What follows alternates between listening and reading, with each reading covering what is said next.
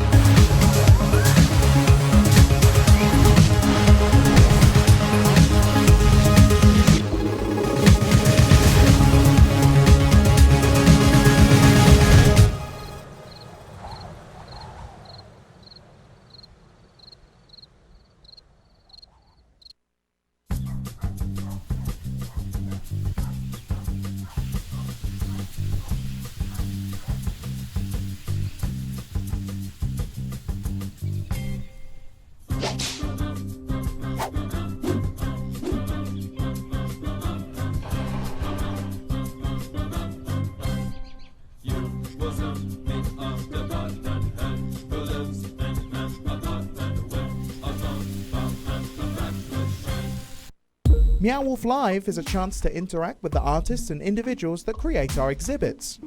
Meow Wolf Live is a window into our world, where we stream the processes, parts, and people we're made of every Monday, Wednesday, and Friday.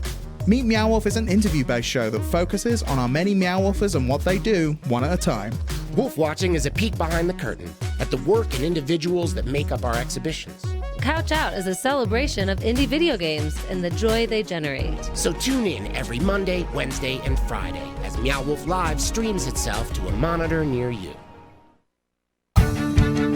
DIY culture kind of saved my life. I feel like that invigorates the city. It gives artists a chance to contribute to the community. It is so important that we have artists and ideas and these think tanks where our community can really come together. DIY spaces don't have a consistent revenue stream, and they usually don't have the bandwidth to get up to these codes. In 2016, there was a fire at a DIY art space called Ghost Ship. I remember seeing other venues starting to get shut down, so we did like a little town hall style meeting. This is your community. Keep it going. Instead of telling us, you can't do this, it's not safe, help us make this safe. Our goal is to give over $250,000 to DIY art spaces across the country. But we need your help to get there. Meow Wolf is putting up the first $100,000 to help reach our $250,000 goal. Join our movement today by contributing at meowwolf.com/DIY.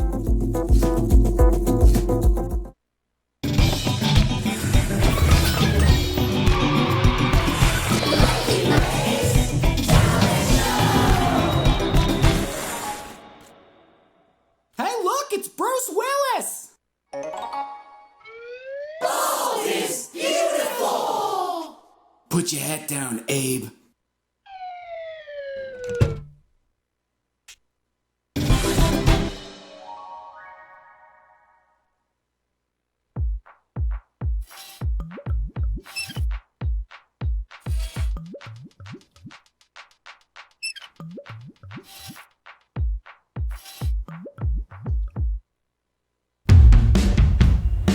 The art world needs to get shaken up a little bit.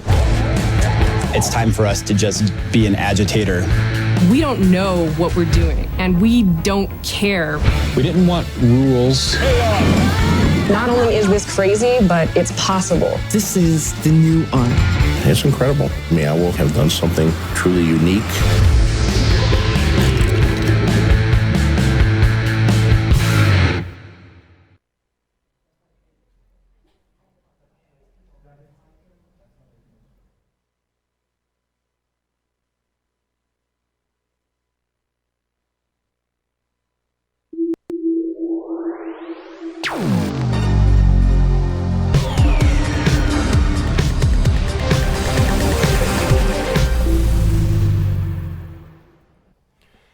Hello, world. Hello, Internet. What's up? Welcome back to Meow Wolf Live. This is a very special second episode, day 2 of Meet Meow Wolf Meets Wolf Watching, where we are going deep into Kaleidoscape, which is our new dark ride at Elitch Gardens in Denver. There it is. Boom. There it is. That's right. So in day 1, we went through all the human beings that don't always get their efforts shown in the end, which is we had all the architects, graphic designers, and concept artists, and Emily on here talking about all that work. And today is the rough stuff. It is the actual art making, the fabrication, the installation, and the tech all today. And Matt, it's all your fault. The dirty, it's the dirt. We're getting into the dirt. So tell us, what do you do? This is Matt King, by the way. Hi, hello. What do you do at Meow Wolf?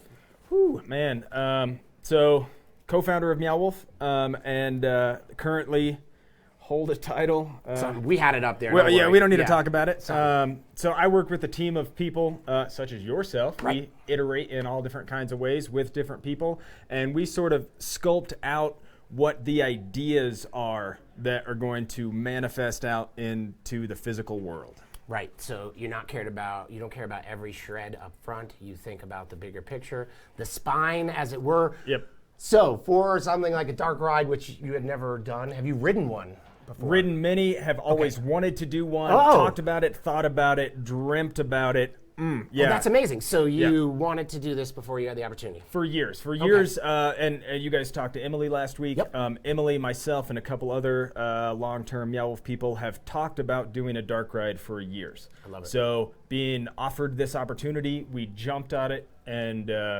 super, super grateful for the opportunity. The yes came first. So now we went through a lot of what it is conceptually, and you go from Q dot, you go through a quantum travel sort of like scrimmage. And you go through some quantum traveling, you watch objects become environments and ecosystems and then collapse into everything and back into an egg. How did you think of that shit? Well, so, I mean, really, like the cosmic egg is like one of the oldest creation stories that our planet has to offer. So myself, big into mythology, so that's been in my mind for a long time. That wasn't the initial starting off point. So a few of us sat down in a room when we first started thinking about which a dark ride offers something that is atypical of the general Meow Wolf experience. Because it's linear. And that's cool. Exactly. Yeah. So what you have on a dark ride is you have someone's attention from beginning to end. And the initial idea was, let's show a progression. Let's show an evolution. Right. And then we started looking at thinking about video game graphics and thinking about the history of computer graphics and how they've evolved and sort of use that as an aesthetic jumping off point. And then after talking sort of circles around that and sort of visually how the space could evolve over time, then, and I don't know you never really remember whose idea came where when you sit in these rooms and kick ideas around, but then the idea of the egg came about. As a really clean entry and exit, and the fact that no pun intended, exit. Okay. We did actually talk about putting an exit sign. No, upgrades. Okay. All right. Yeah, that sounds good. Yeah. Season 2. Exit stage left. So the idea of just that it being a closed loop and that cart just infinitely circling around, it really made perfect sense to incorporate the Ouroboros, the snake eating its tail, the infinite life cycle of a universe. So it just fit really well with what the infrastructure of a dark ride has. So it just we didn't even come up with the idea. Idea was there, man. No, it's cool. And then all these other older motifs showed up, like geodecadent and all the maximalism within that. It's really cool. Yeah. Chris, will you bring up our map? Emily, come on over here. Come on in, Emily. Hi, Emily. So Emily is joining us. Did you talk to this Emily last week? Yeah, I talked to her today. We were hanging out. But you were talking about Emily Montoya. I had her on Monday. So half the team all is the Emily's. How many Matts worked on this? How many Emilys? 2 Emilys, 2 Matts? 2 Emilys. There's definitely 2 Matts. Because there's Matt Heddich. Matt Crimmins. Oh, that's 3 Matts. Don't even count the Chris's. 3 that we know. 3, yeah. It's we need a spreadsheet for the Chris's. So speaking of spreadsheets, Emily, what do you do at Meow Wolf? So I'm a technical project manager. Awesome. Here at Meow Wolf, and I manage technical projects. As Can the you title green screen the suggests. fireworks exploding right now? Just like, and then you also are. When I first met you, you were doing a lot of tech work. You do wiring, Arduinos. Yeah. Knowledgeable of all the things you manage. I did. I started on TechFab. Right. Which I did throughout the build of the house. Right. And then you did, I assume, on the dark ride, you not only managed, but you executed quite a bit of I did. doohickey connecting. Yeah, hat trading. Yeah, the doohickeys. Yeah. Crawling in small dark spaces. That's Which my I forte. imagine even darker in a dark ride. Connor! Come on, welcome! yeah. Come on Sorry in. about that. No, it's quite all right. That's I'm good. sure you. Oh, we have fireworks. We got the fireworks. Thank you, Chris. Connor. Yeah. Oh, I love it. So, Connor, what do you do at Meow Wolf? I am a tech manager. Awesome. Cue the fireworks again. Yeah, he gets tech those manager. too. Yep. Boom. So, and I imagine you did exactly that for Dark Ride. Yeah, that's true. Emily and I kind of became like one hive mind. Love it. And we basically took all of the tech asks from Matt and the other creative directors and boiled it down into a work breakdown structure, and then a Gantt chart. Love it. And then a budget template. Can't tell me And nothing. and then when it really came down to it, I strapped on that drill and And tool did you have belt a headlight? and a headlamp. Okay. And I mounted shit to the wall with zip ties. No, you can say shit. No, you you already say went shit. over that Okay. internet shit. We can put that in the lower thirds if we want. Yeah. So one thing to delineate, because it just occurred to me, is everyone we had on Monday, the majority of them, aside from Emily and Montoya, they weren't there for 4 months, and you guys were there for a considerable amount of time. 3 months. 3 months. 3 months. And how long were you there? We were there off and on for like 2 or 3 weeks at a time. Okay, Yeah. right. So that's a lot different. So the majority of the actual install we were there, we just went home in between. Right. You Unlike lived the in a art dark team. ride. You were hanging out. Pretty much. In a half-finished dark ride. Yeah. I love it. We and that track. I mean, we walked that track. Oh yeah. 10,000 Wait. Look behind you. Where did times. you sleep? So where did you take your naps? In zone 1, 2, or 3, or 5? Well, I would say most times. Well, man, all of it. Really, like. Okay, wait. You know. Okay, right above your head. 3. Okay, right yeah, above your and head. then the gusts came in. This so it was freezing, correct? It was fucking cold. The nor'easter? It was so cold. It was just a brutal winter in Denver, and this is a metal warehouse that doesn't have heating infrastructure because they're not Right. open. Go to our next image. You can see a bit of what you guys were working with. Yeah. So Yes. this there it is is. yes. You're pretty much in a warehouse, painting it white. I imagine. That's great. You can roll us forward, and then That's actually the finished product. here we are done. This is the dark ride. Matt's still was- there drilling it. So I had one question about this. All the tools that you guys utilized were not from here. Those were all rented on site. No. Those were all our personal tools. So I brought out my tools. Chris Hilson brought his tools. Okay, and you drove up in quite a few like trailer trucks, correct? In the initial. Yeah. So we rented some like 26-foot Penske trucks. Okay. Loaded up all the gear, massive amounts of things. Took it to this building and unloaded it. Like even those tables, like those are art team tables that they currently right. work. That's we, all. We Okay. took some of those up. It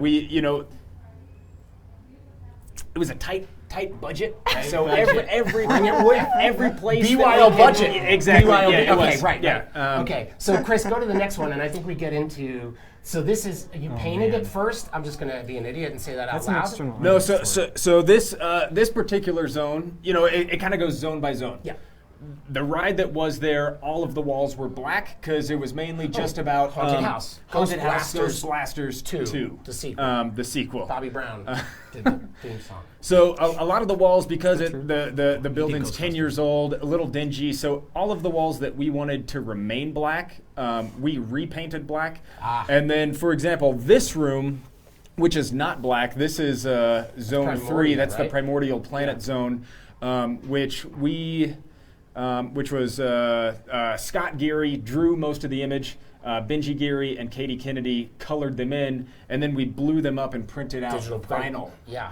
And then we had vinyl installer contractors come in and actually put them up really, because the detail of it, we knew we would save time and money if we did it that way instead of actually muraling it. And then some of the instances of the walls we did actually prime and mural ourselves. So Right, it was which we'll just like, see. it was really like finding out what is the cheapest, fastest, best way of execution, and that took form in a lot of different ways, Right. zone by zone. And then, so go to our next slide, you'll see that we shipped. A whole bunch of art was actually made here, a lot of the tech. We'll see the light tunnel later, initial work. And was that all, I assume that was done on things that needed a little more TLC and also the home team. Yeah, I mean, it was done on almost everything. So like the images that we're seeing here, those all have a little spiral metal piece attached to them, which are targets. For the conglomeraton. So, Hey, wait, look at, this is our buddy. He's That's old our buddy, school, yeah. Ghost Blaster, and he still has his Exactly. attack. This See, thing. these That's guys. the target. Okay. Yeah. Yeah. So, Yeah, that's Skelly Clarkson, and she's here to show us the way. How she does it. Raise your hands up, girl. Yeah.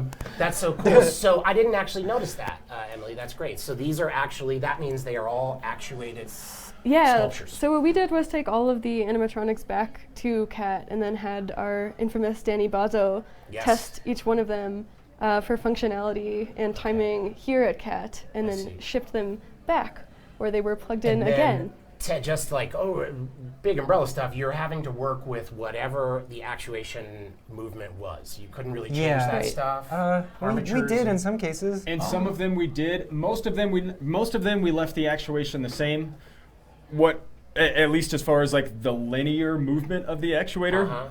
Danny was able to reprogram like how the timing of those movements, if it like moved faster, if instead of like a single movement like was in the last ride, we had multiple movements. So we were able to fine-tune the movement based on what the new element repurposed from the old was. That is so cool. So they're not all going boo. Half of them still go So boo. boo. Half of them go boo. Okay, all right. Chris, take us to the next one. I think we have some more beautifully wrapped stuff, which we're going to see. Parker's Bucifer. They're so great. We're going to see photos of the gold as goldfish, no pun intended again. We're going to unwrap There's an I was Easter up there egg for with gold 3 as months and I goldfish. never put it together. Yeah. There's Gold as goldfish? There's an Easter egg in gold as goldfish. There really is. It's terrifying. But it's so good. It's really No, something. but it's also wonderful and terrifying. Okay, but see, so here's the problem. You will never experience the Easter egg with gold as goldfish unless there's an actual emergency within the ride and you could like get out and look. And but you gotta stick your head should we, in. well, should Which we is tell the the live most audience what important. the Easter egg is? Maybe. Now they know that there is something. That's You enough. might as well just tell them. Yeah, should we tell them where to look? Feel the burn. Somewhere on the man. goldfish. You got to look in its mouth. Where Yeah, the you gotta treasure look in the is. mouth of The it. Okay, treasure's in its where mouth. all treasure is kept, like an oyster. Chris, roll us through to the next goldfish. So, this too looks like a back office for like a summer program. Yeah. It's Oh amazing. yeah. This is the staging area. And that's everything. I see right there, you'll see the pictures later, but I see the inflated stuff from Chaos to Madness. I see Primordia. I see all of the sections. Plus the You see those Elitch Gardens goofy caricatures? faces caricatures. That's right. Yeah. Yeah, totally. Woo! Roll us through to the next two, Chris. This is just to get a scale. And this one was really interesting to me because all of the murals were expressly color-coded before you do anything, right? Yeah, so Sandra, we knew that in this particular zone, behind the mountains, when the neon sun rises, that there was going to be sunrise mural to accompany the neon. And so when Katie and Sandra came up, they sort of sketched out on the iPad like what that would look like. And then Sandra made this incredibly detailed, wonderful, I want to frame this and put it in my home. It's gorgeous. It's just a really wonderful keepsake. Sandra made this wonderful color code of all of the colors that they mixed on site to So cool. The mural paint the itself mural. kind of has that sort of color swatch look to it because it's divided into those grids. Right. Yeah, right. so pixelated meets gradient. So thinking it back, how we were talking earlier about like the video game aspect, and so the mountain zone, which is still low poly, and these low poly, it starts off as a grid, and the low poly mountains start to form, and then when our sun rises, which is like the idea of a continued evolution. And we made that neon sun, just like the straight 80s like vaporwave kind of bar sun. And the sunrise itself is a very pixelated, like 8-bit kind of inspired sunrise. Projection map graphic, yeah, it's so cool. You can roll us through, Chris. And then our last one, I just thought this was adorable. Look at that, key slime, another pun. I love it, it's so great. So that was a lot of the physical prep, but like tech prep, we were talking about that you guys do all this crazy planning and pre-planning, and then you did a lot of, like, what else did you organize before you went there? Oh my God, let's talk about the hyperspace tunnel. Yes, please. Ooh, yeah. Yeah, so that's a good one. So the Matt was like, what we need is we need to feel like we're accelerating in a hyperspace. And I don't know where we really came up with the idea, but we decided to do all LEDs. All LEDs. Yeah. A tunnel Why not? made of like... So how many in total? We're going to do a deep dive on that later. It's a lot. It's 19,000 individual LEDs. Yeah. Wow. Yeah, it's that all? Real hyperspace. It's not 90,006. It's really 19,000. No. It's 6 kilowatts of LEDs. It's basically like that doesn't mean anything. Okay, imagine a giant jumbotron, and now imagine like breaking it into rows and then wrapping it around the tunnel.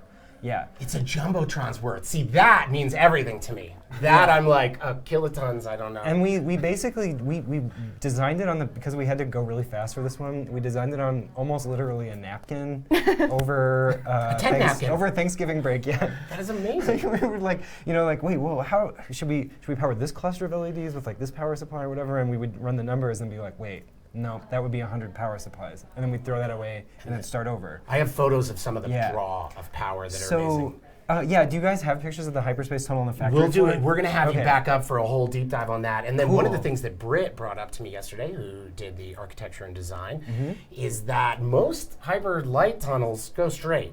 This one makes a right and then goes straight again, and that was very complex to it changed the dynamics. And it actually kind of goes right and then kind of goes left, and then it kind of snakes back again and goes straight. Yeah, it's definitely. I mean, there were several things at play there. Just in speaking about the design, not only does it go right and then left and right again, it also barely by half an inch meets an HVAC. Half an inch, just like we want to, And you found that on site, I imagine. They found that while installing it. We tried to measure it beforehand. We went and we measured the site, and then we sent someone back and measured the site again, and then a third time we measured the site, and all 3 measurements were different because it's a complicated space. Well, HVACs move. Of all of the stuff floating in air that we were looking to try and work around in the design, it's a complicated thing to try and measure and lay out physically. We saw that in some of the design. Just basically, there were elevations that you could and couldn't hang things from, and it all looked hard to even imagine. I know it's that's what we do in reality. That's what we do now. Like it used to be that we would totally improvise that. Now we are good enough, I guess, as a team of measuring spaces and making things that are actually will pass. A little bit of improv. But still, when we got that thing off of the truck and I saw the fab team had installed it and it was like perfect, I was maybe more impressed than I should have been. Right. Because it was a dicey project. And the half inch of clearance is, that's crazy. Like that's this thing is 10 feet I think tall. That is about a half inch. Too. Yeah, it's very small. So it was part of the HVAC, but it was also like a sprinkler head. And you can't like if the design doesn't work, it's not like you can ask the people, could you relocate that sprinkler head? Sprinkler? Yeah, like we just push it up. Yeah, exactly. Yeah, we talked about that too with Britt. She was like, the first thing everyone did was be like, can we move this wall 3 feet? She's like, absolutely not.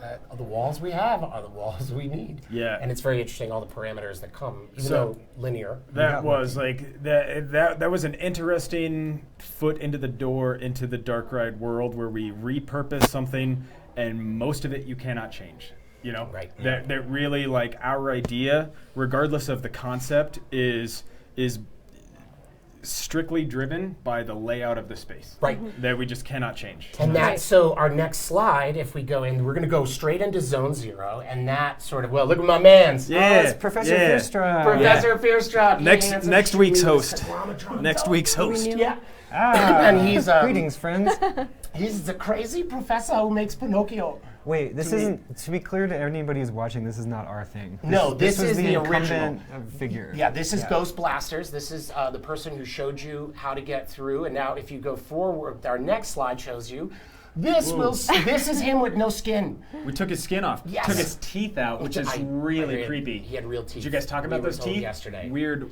I want to wear them. I was going to wear them today for the stream, but it grossed me out. So dirty. So basically, if you notice, I hear that Danny, who we're going to have on in a second, made that right hand. That was 3D printed, that cardboard right hand. Yeah, man, that was half of Danny's workload on this right project. Here, it's really nice, really true to form. And so if you roll through to the next slide, you'll see that over time, this is Emily Montoya, she was here yesterday. It's my ladder in the background, right? Nice. And ML Gam is the name of this character. And I didn't bring that ladder home, by the way. That's fine. You can roll through, Chris. This is, ML Gam is basically our Dr. Fearstruck. And ML Gam gets prettier and prettier. You can go to the next image. Other names for ML Gam were Multi-Man, which is what Joe insisted that it was called, and also Dr. Cyborg. Oh, that's good too. Dr. Cyborg. What does cyborg mean? Cybernetic Borg? What is Borg standing for in that? Born again? Borg again. No, yeah. So as you can see, getting a lot more beautiful. And then ML Gam is actuated. Yeah. ML Gam was one of the most complicated actuated moments. 15 actuators in that baby? Yeah, and also is scripted, so Danny had to... Yeah, I think that Danny should talk about this, but I'll just say that we'll have him up. ML Gam is probably one of the most astounding technical achievements that the team has ever done in terms of how hard it is to coordinate the movement of like 17 actuators, and we used a super futuristic way of doing it, and Danny will have to explain that. That sounds fantastic. It's totally sick. What is the main? They just won't coordinate. They'll do whatever they want. No, okay. So you can imagine like controlling like one actuator or whatever. That's not so hard. But like if you want the body to actually like move like a person, then all of the actuators are actually firing at the same time. And that's really hard to coordinate because imagine like just like controlling each one individually. Obviously that doesn't scale. It's like live sequence. It's way too hard to animate. Wow. So like computer animators do that, but Danny used a way sicker hack. I am so excited to hear all about it. We actually have an MOV of it. You can roll through, Chris. And that's a beautiful shot. That face got so gorgeous. Well, face out. Emily did a really remarkable job on this, and this was the one of the moments that I was kind of nervous about because in my scope of work, I knew everything that was happening in the ride, every single moment. Emily's like, I'm going to freestyle that dude when I get there. Except for what was happening out here on this stage in the queue, and she's like, that's mine, I'm going to do it. And there was never any plan for it, and she showed up, and it was like, I still don't know what you're doing. And she's like, well, I don't know what I'm doing, but I got an idea. Yeah. And to see how it came out is really remarkable. It is a really beautiful. Yeah, I think they did a really good job. And what other tech elements? Because this is sort of like, well, it delivers 97% of the story and narrative for this experience. It's a petite amount of space. As far as everything else that you go through, was there a lot more tech besides the complex actuation in ML Gam? There's EL wire there, but that's not too fancy. What does that mean? So like ML Gam's beating heart, which is actually one of the graphic design like icons. Like, yes, that is our egg. So that's done with EL wire. A lot of like cosplayers like to use that material. Cool. You go to Burning Man, all those bikes wrapped it up. That's you could send light. Send a signal. It's a LED. It's like a. It's like just glowing wire. Oh. It's not. It's technically not an LED, but that means that it has kind of a weird power supply that we had to fabricate for just this project. Like here's like the collision of like maker stuff where it's like, oh yeah, EL wire, that'll be great, and then like requirements to have it permanently housed in an enclosure so that it'll pass electrical inspection. Right. So we took care of that. And then what is with things like LEDs and wire? Do they burn out? Can I be stupid? EL wire burns out fast, actually. And also it's pretty finicky. It breaks really easily. It's really not a like commercial quality product, you know. And permanence is always something you spec that out in the beginning, but then you find out certain things are going to be less permanent than you had expected. Most things that we put in that install are going to outlive the ride. Like the hyperspace tunnel lights are, I mean, they're good for tens of thousands of hours. 47 years, right, sure. Yeah. And all of the actuators which we repurposed, like those are all like 100% duty cycle. Those are made to be on all day, every day. You know, so those will outlive the sculptures that are made on them. Yeah, one of them that kind of got me too was like we got that zoetrope ask, and it's like, okay, well, what motor are we going to have that's just fine of running continuously? And then somebody had the brilliant idea. It was like swamp cooler. Yeah. Oh my God. Because those do run all day, every day. For those that don't live in an environment like Santa Fe, a swamp cooler is like a little engine on your roof that cools you. Not sure what swamp. I don't know. Because it's wet. It's wet. Because they only work in dry climates that are hot. So. Okay. Yeah. Chris, you can roll us through to our next image too. So now we get into and this is the actual zone. Where is ML Gam right here when I'm looking at this? Because I know I'm about to make a left and it's going to be to your, which way does the screen this go? This way. It goes that way. It goes that way. Okay, yeah, great. ML Gam's over there, and there's a wall right there, and on the other side of that wall is a stage where ML Gam is facing out this way. Into the ether. That's so cool. You can roll us through the next. All these zones. Yeah, there's some lovely. These are Kate Russell's finished photographs with the smoke that comes out of the buggy and the beautiful muraling, all by Emily as well. Tubeness. And you can roll us through to the next. Those are great photos that she took. And the next one we actually have some locals. It looks like it's got ground effects. It does. It's riding low. It's simulated. They're so cool, and I can't wait to talk a bit more about that motor system. I'm not even sure. What is that? The ride system? Yeah, I mean, the ride system is the only portion of the entire project that we didn't have control over. So we had to design around it, which was how we spent 80% of our time on the tech team. And you mean designing around the speed at which designing it around the travels? timing, around the carts themselves, both the speed at which they move individually and how fast they move through the ride as a sum. That was baked in. That was not changeable. Okay. Yeah. Great. So you kind of had to iterate and get in the buggy a couple times and be like... So many times. Okay. Was that a daily thing? Did you buggy? Yeah. At the end really? it was, yeah. End of every day. I mean, well, because think about what it's like to run the cars. Like you have to, everything looks like a construction zone. Yeah. And so for us to run the cars, we had to have coordinated times in the morning, in the afternoon, and the evening where everybody knew that we would have to clear out. So we would do like up to 3 rides per day, and then for every session we would run the cars over and over and over. Wow. So all of the cars run at different speeds on their own, individually, which is extra fun when you're building something that entirely relies on timing. So like suddenly this one's always chasing, because some cars always tail the other car, and the other car. The hope is that they don't. They stop. Because there's there are sensors built into the floor that if a car gets too close to the other one in front of it, it'll stop because there has to be a certain distance between the cars. So a little it's like traffic. Finicky. I love it. A little finicky. That's so cool. So now we're going to roll into some tech. And Emily, we're going to have Danny come on. Come on, Danny. Come on, swap mics. Oh my God, just sit on the ground with us, Danny.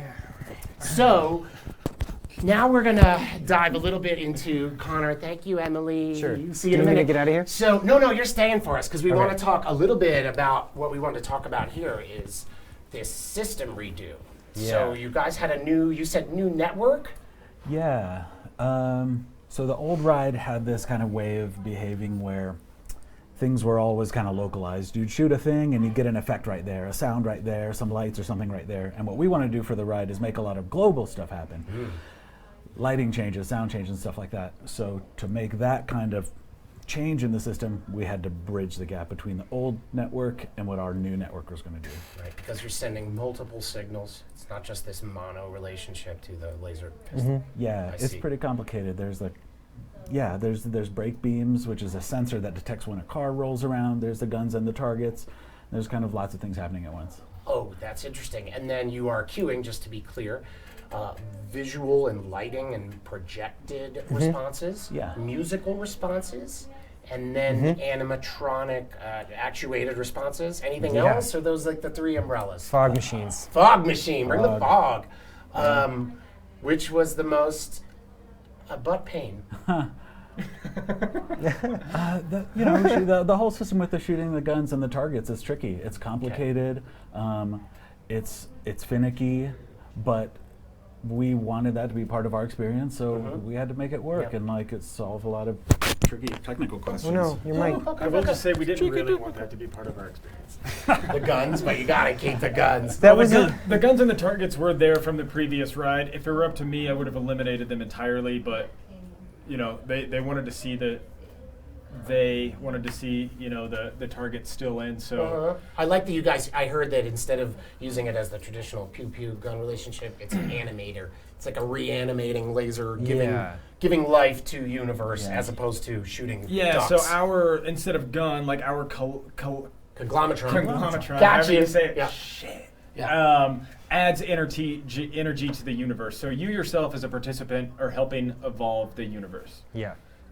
Instead of destruction. And importantly, there is now no scorekeeping. We got there rid was of a score? Yeah, there was. It was like a first-person shooter. You would go through and you shoot, and then at the end you get a number.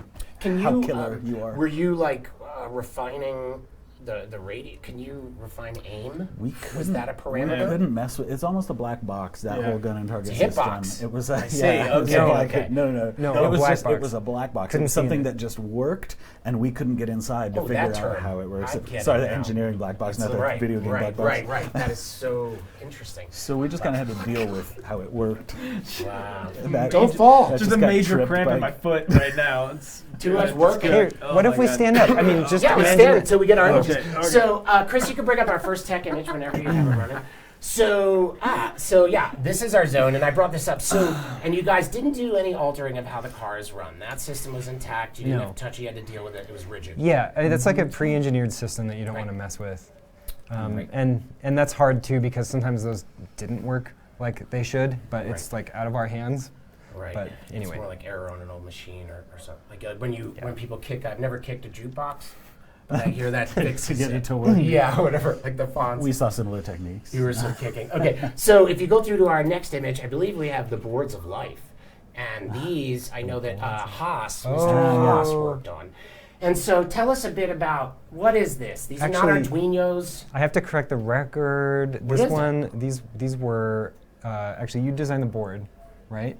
And did Joel also work on this one? No, so this is the circuit design from this was Connor and I built these boards. Okay, Awesome. yeah, thank you. And what do these boards do? So yeah, these are based on Arduinos, and these are that kind of link I was talking about earlier. What they do is on one side talk to the old network that was in the old ride, and on the other side talk to our network and tell us what's happening. Wow, and so if you're separating duties, what was left on the old network? Oh, still things like that gun and target system, detecting when something's been shot. The black box? Yeah, detecting when a car has entered a zone. So that the we trip can wire? start, exactly. Beams, okay. Yeah, the trip beams.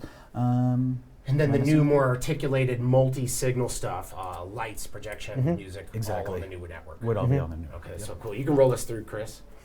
What else do we got here? I just want to say that that's pretty impressive. Yeah, it is. Yeah, we didn't think we could do that. Yeah. But then we figured out that we could. They were like, anything else in tech, there's many different ways to skin a cat, and we argued about the different ways before finding something that worked. And did you find that on site? Did you go down there and be like, I'm going to connect the Whoosy-Wop to the doohickey, and then go and realize? It was more like reading the manuals. Reading a lot of manuals. That's what we do in tech, is read a lot of manuals and go, I see, there is a way. Like Eureka. Right. That's there was, I think that interesting. we kind of approached this project being like, oh my god, this is going to be way too much work. And then I went up in like late of last year and kind of started poking around in the electrical boxes and realized that at a minimum 2 days. we could totally be a parasite onto the existing electrical system and send notifications out. But then Danny found a much better way of doing it that at the end of the day we wound up going with, and it was rock solid. So that's so cool. Yeah. We had to work with the old technology that was in there in the end, and so I had to learn their language. Yeah. Wow. I love it. Yeah, when I was told that you had to do that, and I kept imagining that, like the guys who reskin Chuck E. Cheese bands and make them play exactly. Beyonce. That's I thought of you. That's I thought exactly of that. it. Yeah. I thought of Chuck E. Cheese. So, and what is this here? Explain me. You're doing this is part of what Connor was bringing up earlier. Yeah, this is. You came up with a sophisticated hack for MLGAM actuator control. Yeah, so Professor Fearstruck, our old friend there, you can see his hand, his old hand still holding the gun. It had a script, right? It's an animatronic character, and it would go through this pre-programmed kind of talking and moving script, and our job was to change that. the tool set to do that kind of didn't exist because we inherited this ride, right? They didn't give us the tools that they used to program it, so we had to come up with our own stuff. And they use like hoop and stick and shit. I don't know what they do. No, okay. They certainly didn't contact Sandia Labs and get a computer vision system from Sandia Labs, which is what we did. So I didn't know you got it from Sandia. That's cool. Yeah, it's a long story. On our tech team, there's a long Shout story out about Sandia. this, but we had shout out to Dan Small and his awesome team, a bunch of scientists and engineers. Essentially, we had their time given to us to help us solve really hard interaction problems, and one of the things they gave us was this system that, using a video camera, can find all the people in the room and show you where their kind of bodies are posed. Whoa. It uses machine learning. On the left, you can't quite see so well, but on my screen is kind of my rainbow skeleton, and it's tracking me and in real time kind of mapping my movements over this. So that was the way that we solved scripting the motion of this animatronic, was to have me just kind of act it out. So I actually just stood there and read the scripts. You could be in SAG or something now. Just blowing You're my an mind, actor. Danny. No union. That's right. Blowing my mind. That is so amazing, man. It is so cool. So how early on were you like, oh, this shit ain't gonna work. I have to call Sandia. Was that like right away? You understood? No, so we had that tool from Sandia sitting around for a while. Right, because they had given it to us. Other things, but actually, I had thought of other ways of doing this. Originally, I thought I was going to kind of puppeteer his movements using a keyboard. So I would watch, or I would listen to the script and kind of say, left arm move, hip move left, hip move right. And I quickly realized that was so hard. I need 7 fingers on each hand. Exactly. Right. I'm like chording piano keys here. So I realized, no, actually, this system's going to be easier. So I kind of hacked a way to make this pipeline work. I like to, if you show me that option, I would never use the word easier. I would just be like, well, that's also impossible. It's so cool, man. It's really inspiring. Well, I mean, imagine animating a character just by having it mimic your motions. And that was also when we had the live rig set up and you could walk in front of the camera and the robot would like take your posture on. That was super uncanny. That's so great. Yeah. He knows when you have a bad day. You come out, the robot's like, actually, the funny thing is, Professor Fierstruck's original body he's hunched over, and so we had when Joe like modified him. Now ML Gamma is kind of always looking up toward the stars. He's got that good posture. He's got ballerina posture. Posture. He's got that Iron dreamy, Man. distant. He's got that. I'm looking at the future kind of look. That's so great. Chris, roll us through to our next image, and then so this one, I just have to know: are you doing tech work or just getting your laptop charger? I'm probably charging my laptop. Okay. One thing I didn't realize in this installation, right, is that it's 8 hours of running around and never charging my laptop that I need to do every single thing, and so it all powers out. And so wow, they sell these really embarrassing like suspender get-ups with a battery to hold your laptop, and I'm never like the people who sell cigarettes in the 40s? Yeah. Totally. Yeah. You want Hot to nuts. popcorn? Yeah. Right. Wow. Yeah. That is so Maybe cool. I could find one of Did those. you do a lot of code involved? Yeah. I saw there was quite a bit in that vocab. Yeah, there was a lot of code. Actually, in this whole project, I think I wrote 4 or 5 different languages, from the like old system to our new system to the robots. What was the old system in? That, code junkies out there. That old stuff was in a proprietary language B- called Simon Calloway programming language.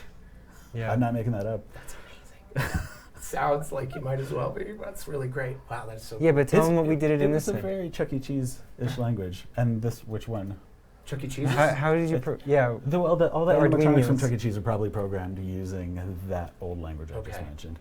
But now we used an Arduino, and we used Max from Cycling 74, and we used processing.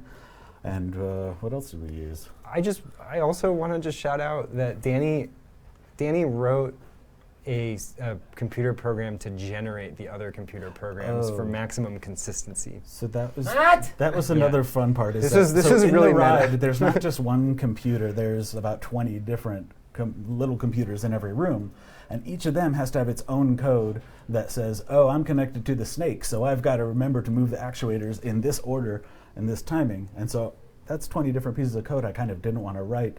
So I'm not going to go too far into it, but I wrote a piece of code that wrote all that code for me. Wow. I would just kind of tell it, in this room, we have this and this and this. Wow, that's so amazing, man. Yeah, Danny, you did really such an cool. awesome job. Danny, that's so great. When we had Brittany on here on Monday, I had a similar reaction to just the amount of things she knows and already did that I can't even understand when explained to me. It's really astonishing. And much like what tech does, a lot of behind the scenes, backstage kind of work, you don't see how complex things are when they look simple up front. The iteration. And then like there's a willingness to be like wrong and in the middle and almost right that comes with tech that I really like revere and think is really powerful. We got to be in the trenches. When tech shit breaks, it really breaks. Yeah. It just never works. It's just working or it's not. It's working right now. Yeah, it is. It's working. It's totally working. Yeah, luckily, like with all of its complexities, like at the end of it, it kept working, and it's still working right now. Right now, Tuesday. It opens on the 20th. You can go see Kaleidoscape this weekend. Just a couple days. Get rowdy. Yeah. Connor, thank you so much for joining us. It's We're been going my to swap pleasure. you out for Quinn and talk about a little Zone 1-age. Cool. Thanks, guys. Yeah, thank you. Bye, Connor. Zone 1 is this egg we've been hearing so much about. And the egg is, I know, Quinn Franklin, Quinn Tincher, one of my people I love very much at Meow Wolf. He's sort of a creator extraordinaire, and he was tasked with making the egg. Did you think of the egg and be like, it's Quinn? Did you know already? We knew it was Quinn because we knew it was going to. Hi, Quinn! Come on in, a little more. He's jumping. Hi, internet. Yeah, we knew we wanted Marquez. we knew we wanted a large egg. We decided on a 4-foot egg. So 4-foot egg, that is hard to make. Yeah, and we knew that this egg, from the introduction to this ride, when you're approaching it, it cracks open, and a single dot of light jumps out. So based on what the idea is, we know that that's probably going to be fiberglass. So based on fiberglass, 4-foot egg, we knew Quinn was probably the guy to take it on. Yes, because you are a jack of all mediums. So when they said to you, fiberglass egg, were you like, shit? Or was it? No. Was it like? Because I know It you. was like, shit! Right. No, I mean, I that's my favorite thing is to give him like an abstract and then just like try and figure out what doesn't work first. So it's a lot of just going on YouTube and seeing people fail. The other 4-foot egg masters. Okay. I had to do a lot of boat and like surfboard research. And I was trolling you and saying hi to you because we're in the same building as you did most of this. It started with a foam eggimature. Yes. Okay. And then around that went fiberglass or something else first? Okay, so first the foam needed to be prepped so that it wouldn't stick to the fiberglass. So I had to prep that by sanding it down so that it would hold plaster. And then painted on layer after layer after layer of plaster, and then bye glasses. Bye. And then sanded that down. Oh, thanks. That's so Let's kind. just step on those. And sanded that down until it was perfectly smooth, and that made it very, very egg-like. Right. Which was good. And then that gets covered with. So then it sort of went from boat to surfboard to auto body, because I was copying the way they make fenders. So I took the plaster and covered that in mold wax, just auto body mold wax, and just kept waxing that until nothing could stick to it anymore. Wow. And then once I'd done that, I painted it with boat resin and then put fiberglass cloth. How much on is a top bucket of of the boat resin? How much?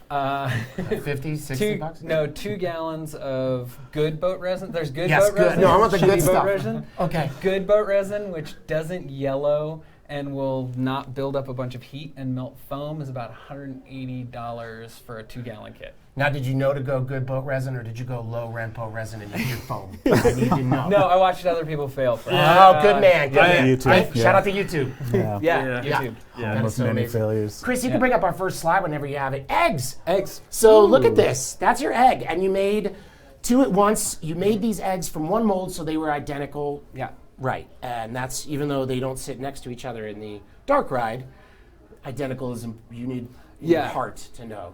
So we start with the positive of the egg, and then I do all that prepping of it, cover that in fiberglass, and then we pull that fiberglass off. Okay. And that becomes an eggshell negative. Right. So then we can use that big negative shape and keep adding more fiberglass and resin to the inside of it, and then pull an egg shape out from that. Oh, so that's the middle. Oh, yeah.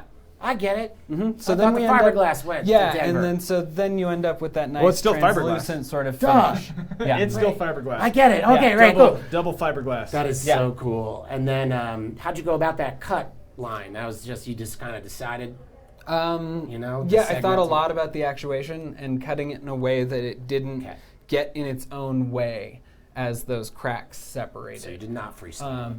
Distinctly did not freestyle the egg. No, I didn't. I definitely I started by coming up with a straight line cut that would work no matter what, and then deviated away from that, creating a jagged line. That makes so much sense. You can roll through to the next, and you'll see that I am the Eggman. So there it is, where it lives now. In Denver. What's going on? It's got that stuff that people put on windows when they're good at houses. What's going on there? This is still fresh off the fresh out of the truck. The egg is unpainted. There was packing material as it got shipped up there. Okay. So this is not a completed egg by any Roll means. through to our next egg, and this egg is a pretty ton egg, and it has the thing I was saying yesterday. It's the thing that Bruce Willis shoots when he needs to get out of the.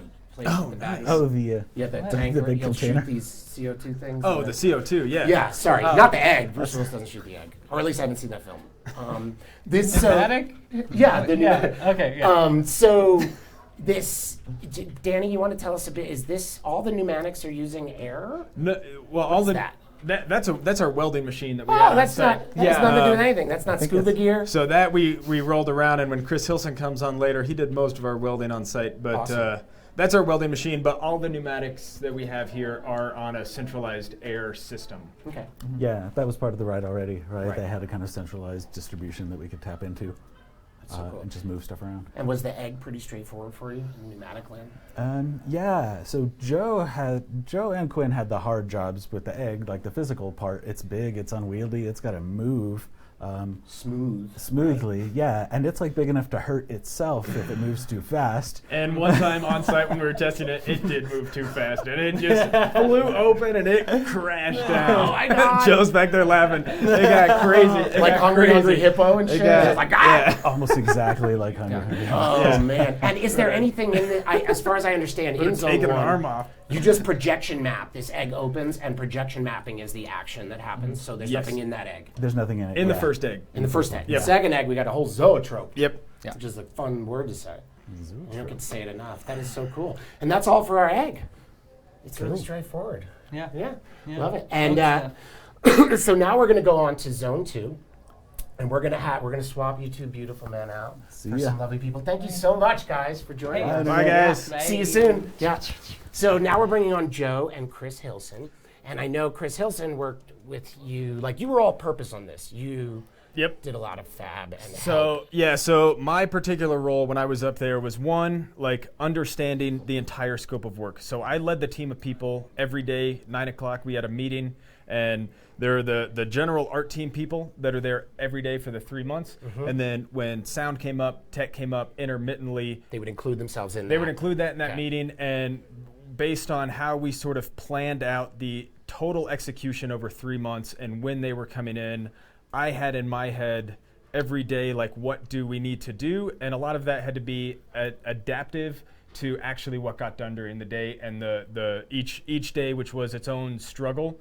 And sort of what happened, what didn't, and sort of carry the team timeline forward. So, and in that, even though I myself, artist background, want to be hands-on, I am the sort of person, and I'll grab Chris Hilson, who's about to walk on More screen. Of your hands. Him and I really dug in and did a lot more. It's Chris. It's Chris. Hey, Chris. This is Joe. Come on in, Joe. Hi, guys. So technically, what is your title in this universe? You are in this universe or fabulous? Either.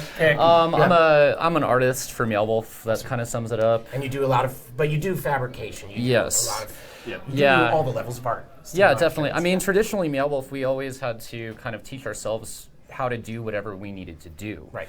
And so about coming on 2 years ago, I took a welding class at the community college that And Meow then you Wolf worked- paid for. and you worked on Wilderness, that's how we and met, we you worked and I met together. and worked on that project together, and it's kind of been nothing but welding and drawing since then. So yeah, I don't know. I'm a fabricator, I'm an artist, painter, illustrator, sculptor.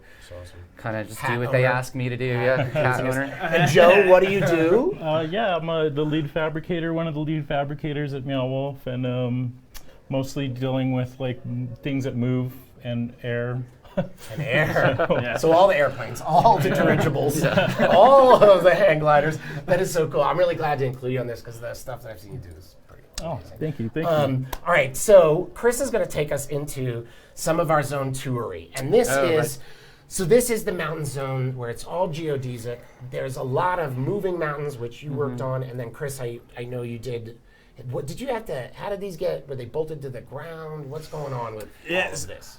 Well, Matt actually did most of the final installation on these. In terms of this zone, I kind of more was just the classic pick it up and move it and set it down kind of guy. Which is Chris and I's job on this particular ride. We picked it up and moved it around. Pick it up, we that move was it, 90% of we our put it job down. is pick it up and You move know, it. there's actually a song that I sing sometimes on site. Pick it up and move it and put it down, baby. That's great. It's like human keeps us going. forklifting. That's what we do. You know, That's so great. That's so cool. But there was a lot of work done on here from a lot of the team. Sophia Howard led a team that came in and just like coated the whole thing, and I don't even know, like 7 coats of sealer.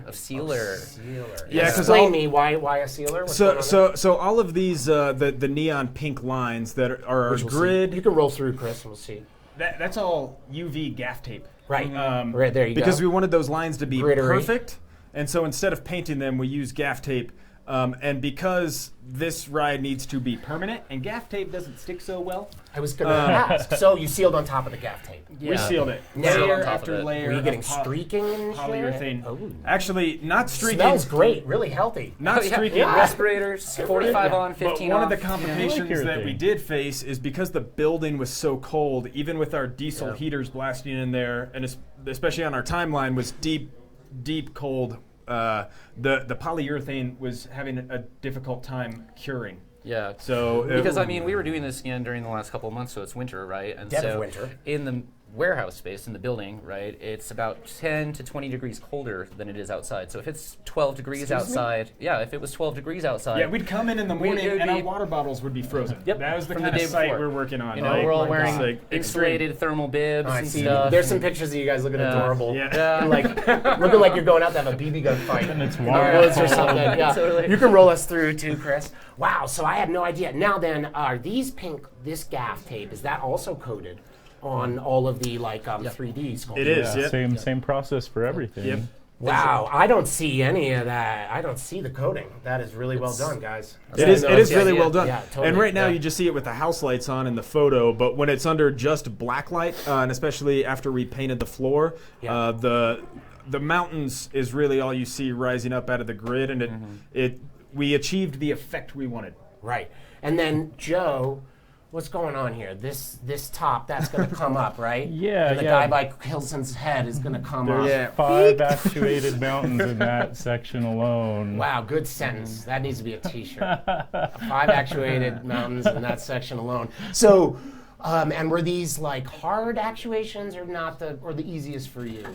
They were pretty straightforward, I think. You know, it's an up and down motion, so there wasn't a whole lot of complexity, but just making sure everything worked right and is repeatable for the next year at least is a little bit challenging. But did you see any of your pre-work break in shipping or anything? Did anything get damaged? No, I think everything made it through pretty good. You know, there was a couple of challenges to overcome with the installation of moving parts, but other than that, it was pretty smoothly. I think everything went. It actually went really smoothly. That is so great. Chris, you can roll us through.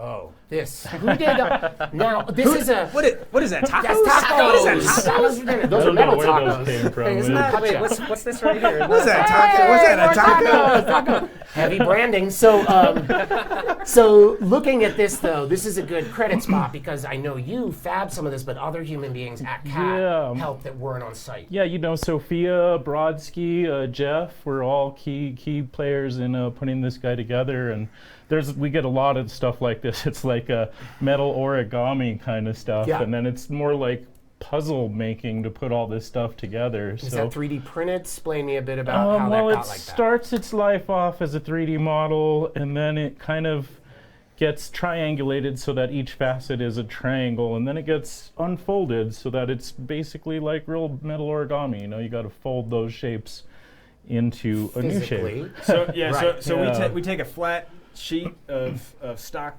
steel, and we use our gigantic laser cutter. Right. So we take that 3D model and we run it through a program that flattens it out and cut the rivets. And cut it out on the laser, and then it gets folded. Yeah, then the fabricator has like a sheet that has like these weird psychedelic honeycomb kind of things all over it, and they got to go over there and be like, okay, what is this part? Where does this one fit in my weird little cheat sheet? Like, this, can you ruin these? Like, this looks like I could cut it, print it, and then while I'm folding it, ruin it, and have to cut it again. Well, there's a certain amount of detail and it's gentle metalwork. A finesse. Is that a term? Finesse. Yeah, there's a finesse. There's a finesse. You can roll through, Chris. Yeah, I loved all those. And then, if you move a little, what's going on here? This is like, why is that aerated? Is there a snake or a puppy in it? Well, we had started this to make like a foundation because the volcano was supposed to transform out of that geodecadent shapes and everything. So we started the volcano out with those shapes, and then those holes are cut into it so that way we can attach sculpting material on top of it, so it becomes more organic as it gets to the top. Does it go through the back on pegs, or how? So as well, I think Quinn might have ended up putting lath on top of this. You'll see. You can roll through. I think we have more of that section.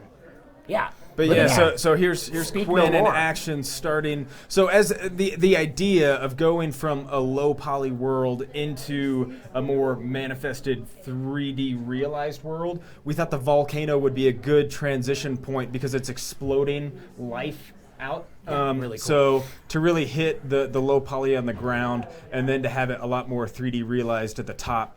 And so Quinn was in charge of sculpting out the more realized top part. This is so cool. Who did that muraling in the back of the smoke? Quinn also did that. Quinn doing it.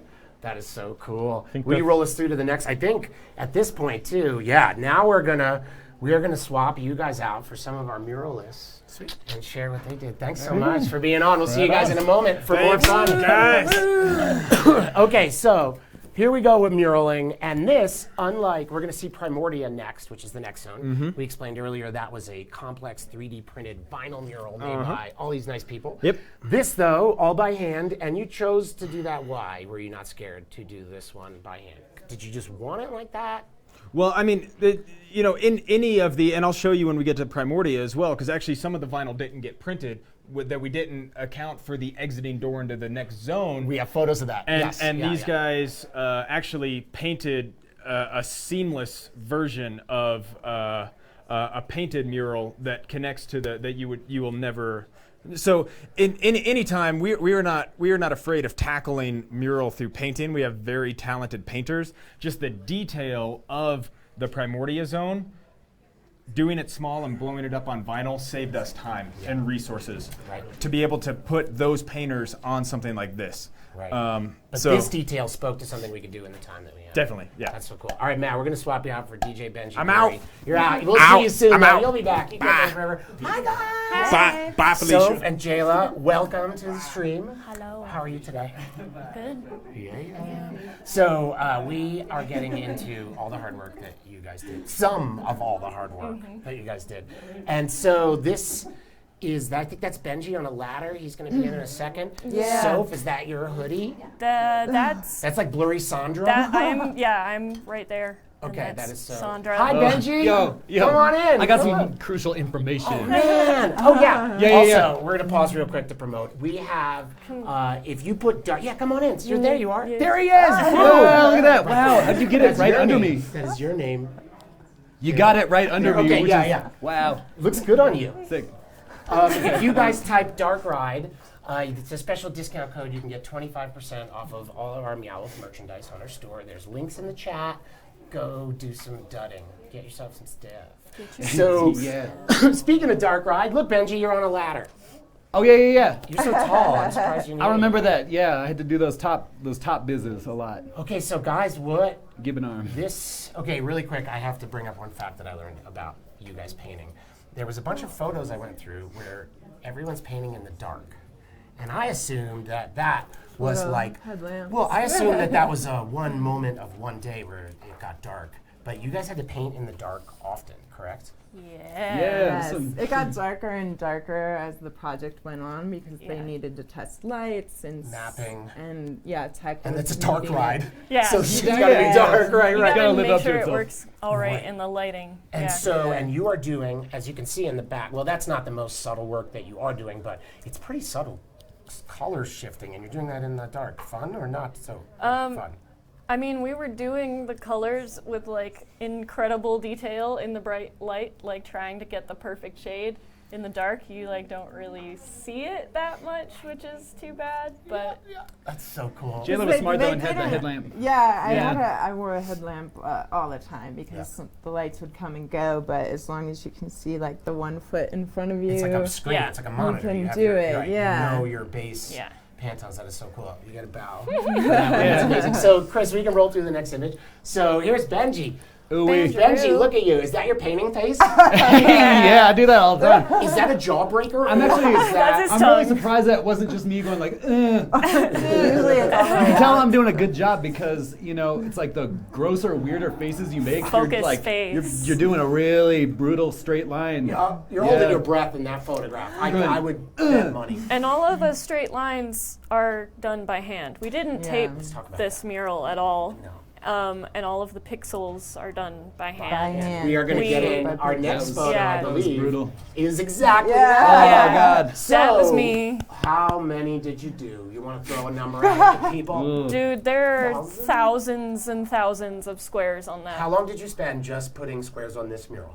Several weeks. Yeah. It was a couple of weeks of just, and I stayed late a couple nights too. And there's a zen to that, but it is also maddening work. Benji hates it. I love it. Yeah, I hated it by the second day. You were finding yourself, Benji's losing, going crazy. I was in my zen zone with those, But it was good that you liked it, because if we all hated it... No, I was pumped to She do was a million the pixel squares. queen, but too like different zones. Like again, when you're like looking at this 1 foot square in front of you, it can start to mess with your eyes. And we're in a lot of places where we're wanting to have those kind of optical effects, but like when you're working on it for 8 hours a day, you can you walk out of the building kind of sorry. All I was seeing was pixels for like a week. When I would leave, I'd be like, oh, the sunset is also pixels. Also pixelated. I mean, we did it to ourselves by like trying to get this whole video game, thing going. Like, it's like coming from the poly zone. It's like getting 8-bit now. It's like, one of those like 16-bit Super Nintendo sunsets where, it's like lines just kind of fading in. The thing is, though, this would be sick and easy. And you notice it though, like you see it and you're like, oh, that shit is dope.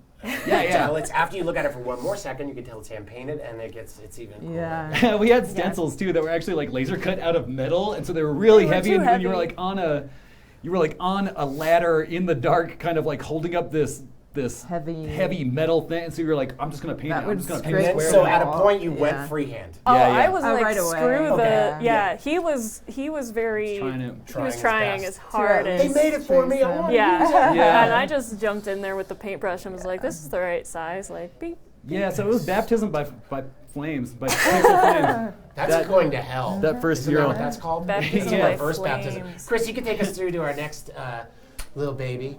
And we have, look at that. Yeah, and there's Katie behind you.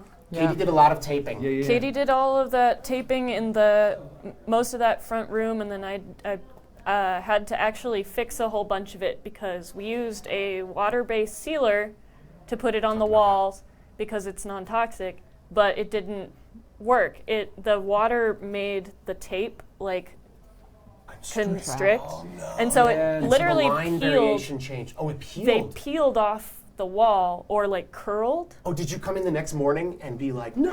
Yes, and then I had to go in and pull all of that tape Sophia and redo it all. And so then I was on a roll. I did the whole like front little stand where MLGAM is with the tape. That is gorgeous as well. Can I ask how many rolls of mini gaff tape did you use? Any guesstimate? We had a box like this that had 2 stacks like that, so that's probably like 10 to 12 each, and we ran out.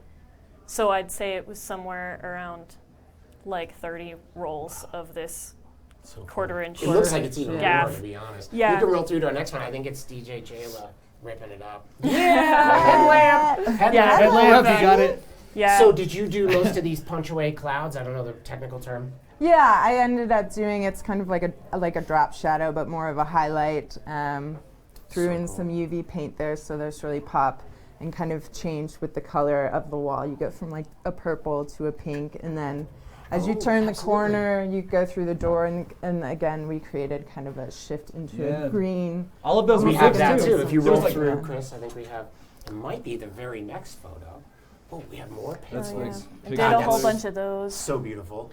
Thanks. Love it. Each of those colors were mixed too, pretty much, and so they all had their own weird name. There were 2 colors that we used that came out of the can, and that was the black and this pink right here. Right. Oh yeah. Well, did you run out of colors like halfway? No, we had to mix some more of a couple of them, but we were like ridiculously focused on color mixing. It was the most hyper aware I have ever been of color mixing. On site? Mm-hmm. Yeah. Okay. Wow. Well, it was actually, I mean, this whole mural took about 2 weeks. So Sandra and Katie came in and literally sketched it out in Procreate on there. We have all that awesome stuff. We showed it earlier. Yeah, and so it was really kind of a loose sketch, and it was really beautiful because it was a very organic approach. It wasn't too like, okay, you paint the clouds, you do the pixels. Sure. It was kind of like, okay, here's the design, and we all just kind of like filled in the areas that needed to be, and it just kind of you know, happened very organically. So we all mixed colors, we all made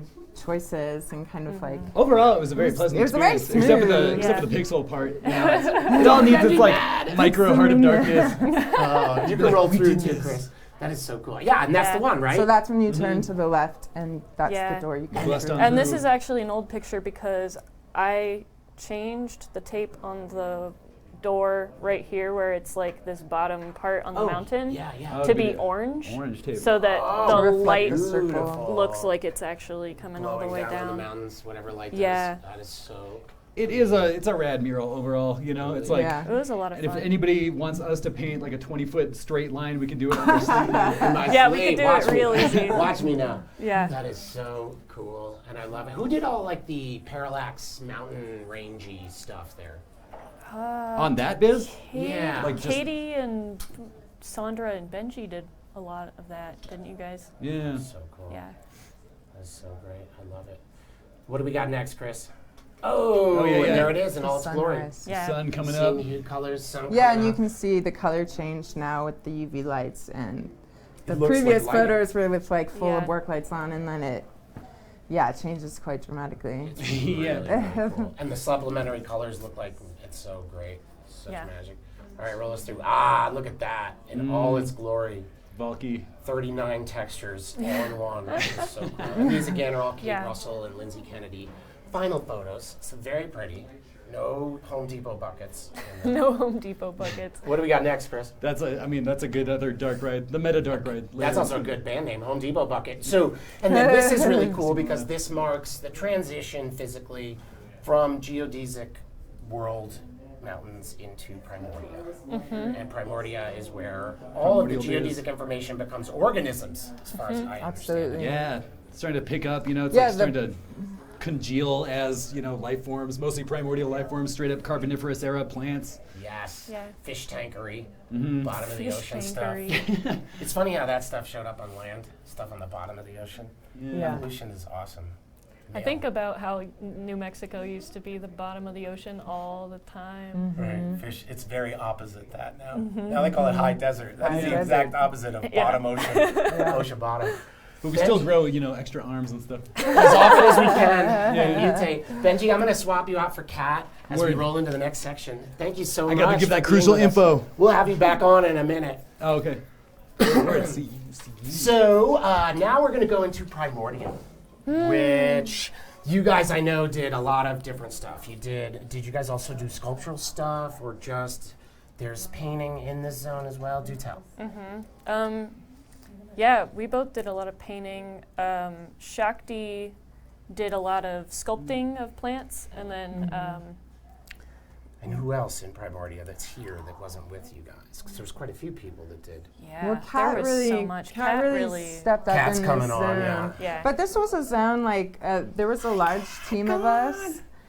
Everybody, this is Kat. Hello. Yay. Kat is another artist here at Meow Wolf, and you do all of it. You paint and sculpt, and also drill stuff to stuff, and multi-purpose. Definitely done that too. Yeah. Very cool. So we were talking about. So there's like sculpture elements. Did you guys do some of the sculpture too? I did a lot of painting. There are a couple of sculptures that I made that were like not meant for this project that we like brought with us to add. Because the color worked. That's so cool. And so, Kat, there's a lot of your work in this one. There is. I did a lot of stuff, like plants and creatures. Yeah, you did the fawn, which I love so much. There's 2 of them. Yes. And which made it into your mural. Yes. Which is on the outside of the entire building, which we talked a lot about on Monday, which is one of my favorite things in the whole joint. Really as are the fawns. I was calling them drawns, which is giraffe. They were kind of like rat deers. Oh, that's better. Yeah, with like really long legs. Tall rat deers. Yeah, tall rat deers. Yes, basketball rat deers. Stars. It's getting long now. It's not going to bring us anywhere. So, and then like how many things did you, so there's our first glimpse of Primordia. Oh, wow. And so down here, wait, I always get my sides wrong. Look at this little guy. That's one of your lizards, your geodesic lizards. Yeah, that's there he is, the second one. There's a man's butt, yeah. And then I love this is actually, you kept this, and this is a tombstone from Ghost Blasters, correct? Yeah, Katie repainted it as some giant salamanders with Katie and Benji, their fingers all like mischievous. Yeah, you don't need a tombstone in the middle of the swamp. Yeah. It just doesn't make any sense. No. So, and then a lot of these are the plants, and this is a lot of stuff that you were saying Shakti made?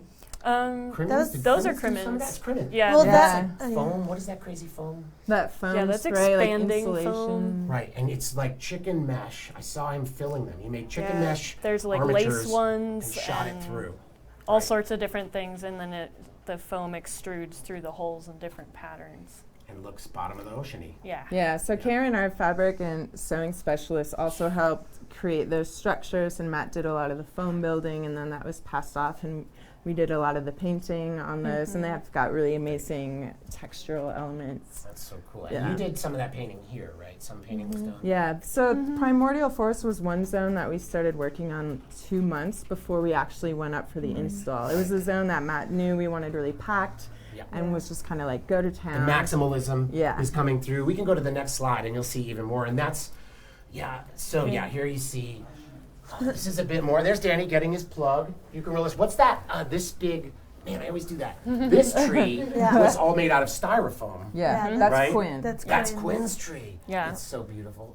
It's so sendak. And it drops a durian. Right. And then Quinn's donut guy comes up and... The donut snake and the geodesic salamander pushes it with a hand that comes out of its third eye. I call that guy woke lizard. Woke lizard. In 3 parts. The third? There's 4. There's 4. Okay, yeah. It starts as like tadpole boy, salamander babe, and then like aggressive like alligator. Yeah, that guy. He's the only one with teeth, and then that's woke lizard. He's got a hand coming out. That is so good. You can roll us through. Yeah, and then this is a little more shot. Is this, so we'll see later finished images, but this is like the mirror pool on the left, and that was done in conjunction with another artist, right? Yeah, Katie Karen. Katie Karen, that's so cool. And did Katie did the majority of that foliage that's around that reflective pool? Yeah, so as you're riding through, that's on the right side, so that a lot of that is Katie Karen's down that with the reflective pool. Right. And then there's a whole expanse on the left side that's a lot of Meow Wolf team stuff. It's interesting how well the palettes mesh. Yeah. Pretty cool. It took a little bit, everything takes like, finagling? Yeah, I don't know what that word means. She definitely used the same paint that we did in a lot of her pieces. Well, that'll help. We collaborated on that.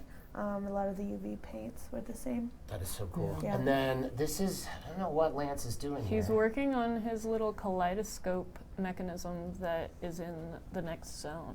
Oh, that is so and it spins, so it's connected to the actuator. That's that weird black arm underneath it. Oh, wow. He looks so, like, trained. He looks like very busy. focused. He knows what he's doing, too. Yeah. He's the Kaleidoscape master. Really amazing. Yeah, and then this is really cool. We'll talk about this more with tech, but that is all projection mapping coming out of mountains going in. So I imagine that's that smoke and lighting that we saw. That comes out of the volcano and creates the volcanic effect. Yeah, and then this is why you had to keep painting in the dark, because they needed to test the volcanic effect. Yeah. At first it was like lights out after most of us were gone, and then it was like lights out at 4, and then lights out at 2, and then it was pretty much all day on and off. Cold and dark, get to work. Lights out at a certain point for us too was really helpful in order to make sure that everything looked good in the right lighting and with the dark. Right, so not always holding you back sometimes. Yeah, I found it It was helpful. necessary towards the end. Especially working with UV paints, you want to see exactly how they're reacting in the light. Right, that is so. Well, and to see where there are holes in the space. Right, where you could have a little something more, And then this, a little bit more. Oh, can we play a game of who made this shit really quick? Who made this? Who made this tuber? That's Shakti. Shakti in the house. Who made? I know that's. Wait, Jesus. This is Donut Snake. That's Donut Snake. Quinn. Okay, and then Woke Lizard. What's this is Shakti. There's something there. That's a Shakti. Shakti. That's a Shakti. Shakti. Shakti. Background. What's that's Crimmins? No, that's Karen? Shakti. Shit. She made tons Palm of tree. stuff. Me. That palm tree, and then the metal one is Matt's. Where's on this one? The one with Who's got this? That one. Okay. I couldn't even see that one. Oh, that is so cool. And then who put the fake flowers on Quinn's tree? Quinn and Matt. Quinn and Matt. That is And then, way over there, those flowers in the corner. Yeah. Skillfully disguising the actuator. I made them. Good on you. What are they made out of? Instamorph. Yeah. So go through to the next. I think we're getting into the what Kat does best. Yeah, we are. So we are going to swap, Jayla and Soph, we're going to swap you out for Quinn and Lance. We'll have you guys back on. Thank you so much for sharing your world with us. Okay, Kat. So this is cool. You're an Instamorph aficionado. I love the work you do. I try. You freehand quite a bit, don't you? Yeah. With Instamorph. For those who don't know, Instamorph kind of looks like the foam beads that are inside carnival stuffed animals. Yeah, they're like little pellets. Little pellets of plastic that is thermoreactive. I learned this from Olivia in another. Thermoreactive, yeah. And it heats. You heat it up in hot water, and it conglomerates together. So Quinn, this is Lance. Lance's first time on the camera. Lance, you, like Quinn, are sort of a fabricator artist of all trades. Correct? Yeah, I like to do a lot of things. Okay, and you are not scared of motors and things and stuff too? Motors and tools and... You like tools? I am scared as many tools as possible. Okay, I'm Metro. I don't tool. But I love and respect people who can tool. So we were just talking about all the work Kat does. If you take us through, Chris, we'll see a bit more. So, oh, like it's me. Kat, I have to ask, freehanding, you weren't actually freehanding these flat sides. Yeah. Were you? Yeah, so that was kind of started, the concept of having pieces of flat Instamorph started with a room that I helped Sophia make in the house. Oh, I love that room. The closet. The closet, the kids' closet, where we used a lot of flat pieces to make geometric shapes and crystals and stuff. And so I kind of ran with that in making a geometric back that Emily wanted on these guys.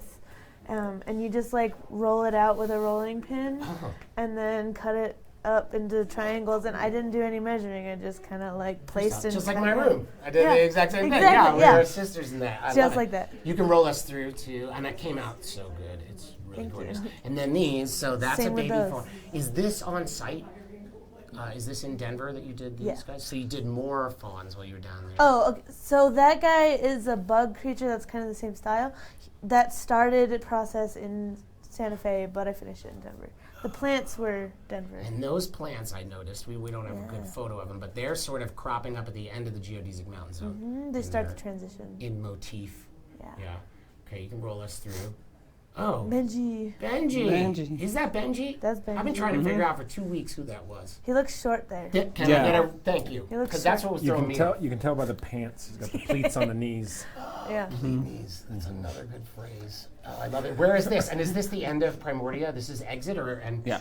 That's exit. So that was a mural that Benji and Katie did that continues the Wall 360 like panels on the walls, the stickers. Right. They we ran out. They didn't have them for the doors, so they had to color match. Yeah, so they perfectly paint matched the vinyl printing and to it this looks very strange angle and the doors. And then also, you didn't plan, so that was like, should we panic or paint match? Yeah, I think improvisation is always what we do before panicking. I don't even think it was panic. I think it was like, oh, we don't have that. Well, we got to mural it. Yeah. That is so cool. Yeah, it came out gorgeous. Yeah. So cool. You could roll this. And so you guys in Primordia, who did that amazing moth bicycle face? That was Katie from Fab. Katie from Fab. So cool. So tell us, guys, what did you do? Oh, and there's your Durons. The two little rat deers. Yeah. So beautiful, rat deers. Yeah. I love them. Hi, guys. And those are Instamorph flowers? Yes. And then what did you guys do in this section? I did this, right there, that little rock with the plexiglass mushroom growth. Awesome. So when the lights hit it, the kind of colored plexiglass shadows dance around on the rock. Awesome. And then what's that? Is that little flagellums and grass in the front? That's grass. Yeah, I made that. That's also all cat. Yeah, I think most of that is cat. There's like a the one Crimmins thing back in there. Right? Yeah, some of that. Way over coral, there. Whatever you call that. That like bug thing next to Quinn's arm. Yeah, that's what you saw with the plants. Yeah, that guy right there. Yeah. He's bigger than I thought. Yeah, he got wings. Dog. Yeah. Wow, that is so cool. You can roll us through to the next. And then Quinn, what did you do in Primordia? In the primordial zone, I did the big foam tree and the snake that pops its head up to eat the fruit falling from that tree. I think our next photo is that. Yeah, and that was basically my big there he is. part of that. Yeah, that's the romance shot. Yeah, Durian. That's cute. Yeah, just waiting. Yeah, desire captured. Yeah, so cool. Anticipation. Is that our last shot, Chris? Yeah, it's really so. There we go. Yeah. And this is Katie Karen. Yeah. Karen, the the local Denver artist. And, there's definitely some Meow Wolf work. Yeah, that went in the little like bugs sitting on the rim. That's Chris Hilson. Awesome. And that was like a really you can see one right there-ish. Yeah. They're like water skippers. They're absolutely this one is beautiful. Really cool because he's like holding a bug. He's like this action shot where he's reaching out and he's got a little bug. And it was a really beautiful moment where like we had this really nice scene and putting that motion, putting that action in it really brought the whole thing together. Life. Yeah, and it really it was the finishing move that it needed. Because ponds are usually happening. Shit is going down at the pond. Water and hole. Yeah, that is so cool. What was the actual mirrored floor done with? Mylar. Oh, really? Yeah. Really straightforward. That is so cool. And then it was projected on, and so then the water ripples. It's like kind of projected water ripples. So then it kind of gives all this texture to the environment. Ceiling projected. That doesn't come across onto the Mylar. in what I've been looking at. Yeah, the stills just don't do it justice. As well, like the volcano, the amount of programming and projection mapping that really accentuates that experience is incredible. And we left some stuff for the naked eye, so you have to see and ride the dark ride. Yeah, absolutely. Really experience all that stuff. Yeah, photos will never give you what it looks like. No. So cool. What it feels like. That's right. What it smells like. Smells like chemicals in there. Fog and diesel. Can you smell the diesel in the room a little bit? I'm sure you can still smell all of us in there just a little bit. I'm sure it's pretty gross. Diesel gets on you. Sweat and tears in there for sure. Can you imagine what like an Autobot smelled like? I like to. Disgusting. You want to smell an Autobot's neck? Yeah. They got to pick you up to do that, though. That sounds hot. Yeah. I like WD-40 a lot. That's so a good smell. It's an easy it jump. Yeah, I like that one. You know what that one is? You know, sometimes you have to be like, what does that smell? Something's wrong. But WD-40, you're like, I smell WD-40. Yeah. Pretty Somebody must be oiling their chain. That's right. Or they're doing their hair. It was so great to have you on, Kat and Lance. Right. Thank you so much. We're happy to have you back on in a second. Quinn, you want to hang out with me for a little bit? Okay. Ow! I can't sit down, though, because then I won't get back up. Okay, let's stand. Let's party. So now we're going to have on some of our tech friends. Aw, tech. Yeah, and we are going to talk a bit more about sort of all the actuation. Oh, cool. Yeah. And I love that. So were you thinking when you did, oh, wait, I want to talk about the durian-eating donut snake and his experience tube neck. Yeah. Yeah, so that's cool. I don't have any photos of that happening. Oh, yeah. But it expands while the fruit drops. Yeah, so the programming in the room, there's this beautiful reaction that sort of cascades along one side, where you've got like your initial big actuation, and then you've got the light really leads you through, and then there's some more actuation. These are creatures to the yeah, woke, exactly, the woke yeah, who cat pushes the stuff, tree. yeah, and it all hits the tree, and then that Come on, ends guys. with that moment. Hi, Taz, welcome to the show. Hi. How are you? Hi, Joe, Joe. hop on in. Joe returns. Taz, since it's your first time, what do you do at Meow Wolf? I am a technology fabricator, so I make circuit boards, I splice wires, I run cable, I manage the cables we run, I make sure everything is neatly safe and happy and sort of think of it kind of like moving nerves through a body. I'm gonna check your mic. Cool. We're the little nervous system. Very organized. Organizational skills to the max. Organized a lot. Yes, many much organized. I'm going back on you. I'm just pinning this back on you, Taz. We're getting personal. No, that's not technical. Wait, this is tech. This Hold is on, technical. You should I be just doing wired that. You just tech. Congratulations, tech achievement award. Well, thanks for being on this. We're going to send Emily on. Thank you, brother. Right on. Okay, so Chris, you can bring up our first slide whenever you want. I have you two here because we are going to talk a little bit more turkey about just actuation, movement, the wiring involved, all these things. So and we spoke a bit about this one. This is a rather simple one. This egg opens and nothing happens inside. Simple it is. The universe pops out. That's right. How True. simple could it be? So this was a pretty straightforward actuation. We talked about the speed dampening so it doesn't destroy itself. Yes, that was a couple of challenges to come over, and we did have one incident where it moved lightning fast, but we made sure that... Were you guys all there? Everyone was traumatized. We were by watching this? it and we're like, okay, let's see how it does, and it was like ka-chunk. Yeah, it was the first time we had actually set it up in the venue, so we had a couple things to figure out there, but it's all figured out. The first time you turned it on. Basically, yeah. Yeah. So Hi, Emily. It was a nice surprise. Emily returns. So we're just going through like the pains and joys of actuation and moving objects. Wow. Yeah. The name of my roll us first in the next- book, actually. That's right. Yeah. So this is cool too because this isn't entirely actuation. Can you guys tell me a bit more about? This is the final egg. Oh, the zoetrope. So, this is the zoetrope. Do you guys want to tell me about wiring, nightmares, joys that went into making this all work? Honestly, I heard about this for the first time and was like, God damn it, Matt. So what is that? Is that the zoetrope? Like, what's the hardest part? I mean, I was just like... What made you go from this is going to be dope to God damn it, Matt? No. I started with God damn it, Matt, and then I was like, that's pretty cool. Yeah. Okay.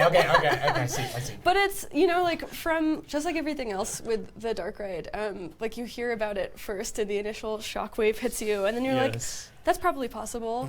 Hearing Matt describe the dark ride before we did the dark ride was kind of overwhelming. Yeah, where we sit down in tech meetings and Matt's like, so the egg, so there's an egg, Too and sick. the egg opens, Sounded all too sick, and the egg opens and closes, and there's a zoetrope inside of it. And I was like, surely not a real zoetrope. Surely not. And Matt was like, a real one. So, did you cut the butt out of this? I know that's not a tech term, but I assume you cut the butt out of the egg there? We had to build a frame for the swamp cooler motor that we used for the inside and stuff. Return to the swamp cooler. Had to set all that up, and it was like timing for the lights and timing for the spinning and timing for a lot of stuff going on. And so this was an example of Danny's ingenious old network meets new network coordinating actuation with some other shit. Yeah, I mean, this is an example of also Joe's genius because the thing with the zoetrope is that motor is constantly spinning because it would have been incredibly difficult to have that be on a timer and in ramp the way up every time it opens. Right, but it means that container has to hold this tech that is moving at all times and then is also moving in this direction periodically. So that's like, and then also like that paired with the actual way a zoetrope works, which is with strobe lighting. So there's like all of these crazy explain me that. parts. Where's that strobe lighting at in this? Yeah, is it from the inside of the egg? For this one, instead of doing timing, mostly Danny was working on the Arduino and stuff for this, but usually it's like a timing thing. X amount of spins equals X amount of flashes. And on this one, we set up a little sensor that detects exactly when one's going by, so it would make the light flash exactly when each zoetrope frame goes by, so it was like perfectly timed. And there was a time when we first started where it was a little weird, and then Danny did something magical, and it was like, He's a wizard. Danny just came in and waved his hand over the egg, and it was working. You guys didn't even bring up that guy could fly or like jump 20 feet with his mind. That is so cool. And then what about wires? So Taz, this is right behind you, Joe. Taz, that looks like somewhere you had to live. Tell me about this. What does that feel like? That was my home for a minute. So working on that, because there was so much beautiful work done onto the floor and everything, and because it was cold, it hadn't completely solidified. It was kind of like playing Twister while also playing The Floor is Lava, while also playing Operation and like having to like put small things together. Game night. We have pretty much like the ultimate core workout that you could imagine. It was pretty cool though. Like I really loved collaborating, and I love that Meow Wolf is really, really fluid in what we do, and we're all kind of willing to help each other do whatever. It was really fun working with Joe and seeing so in motion, it's kind of hard to get a sinusoidal motion from an electronic motor, but from a pneumatic, it's powerful. Like, it was really fun hooking all of that up, and then Joe would trace around after I'd put the wires with the 3 lines to most of them, and then the ones that had targets had other lines. Right. You can roll through the next one. I think we'll see a different angle on some wiring. Yeah. Here, Emily, what's by your butt here? What is that?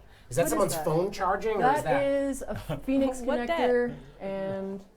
Yeah, you actually know. Those are the flow controls that are coming out of that mountain. Has the part number memorized, actually. And the actual material memorized. Those are really expensive because they're made out of a really proprietary nylon.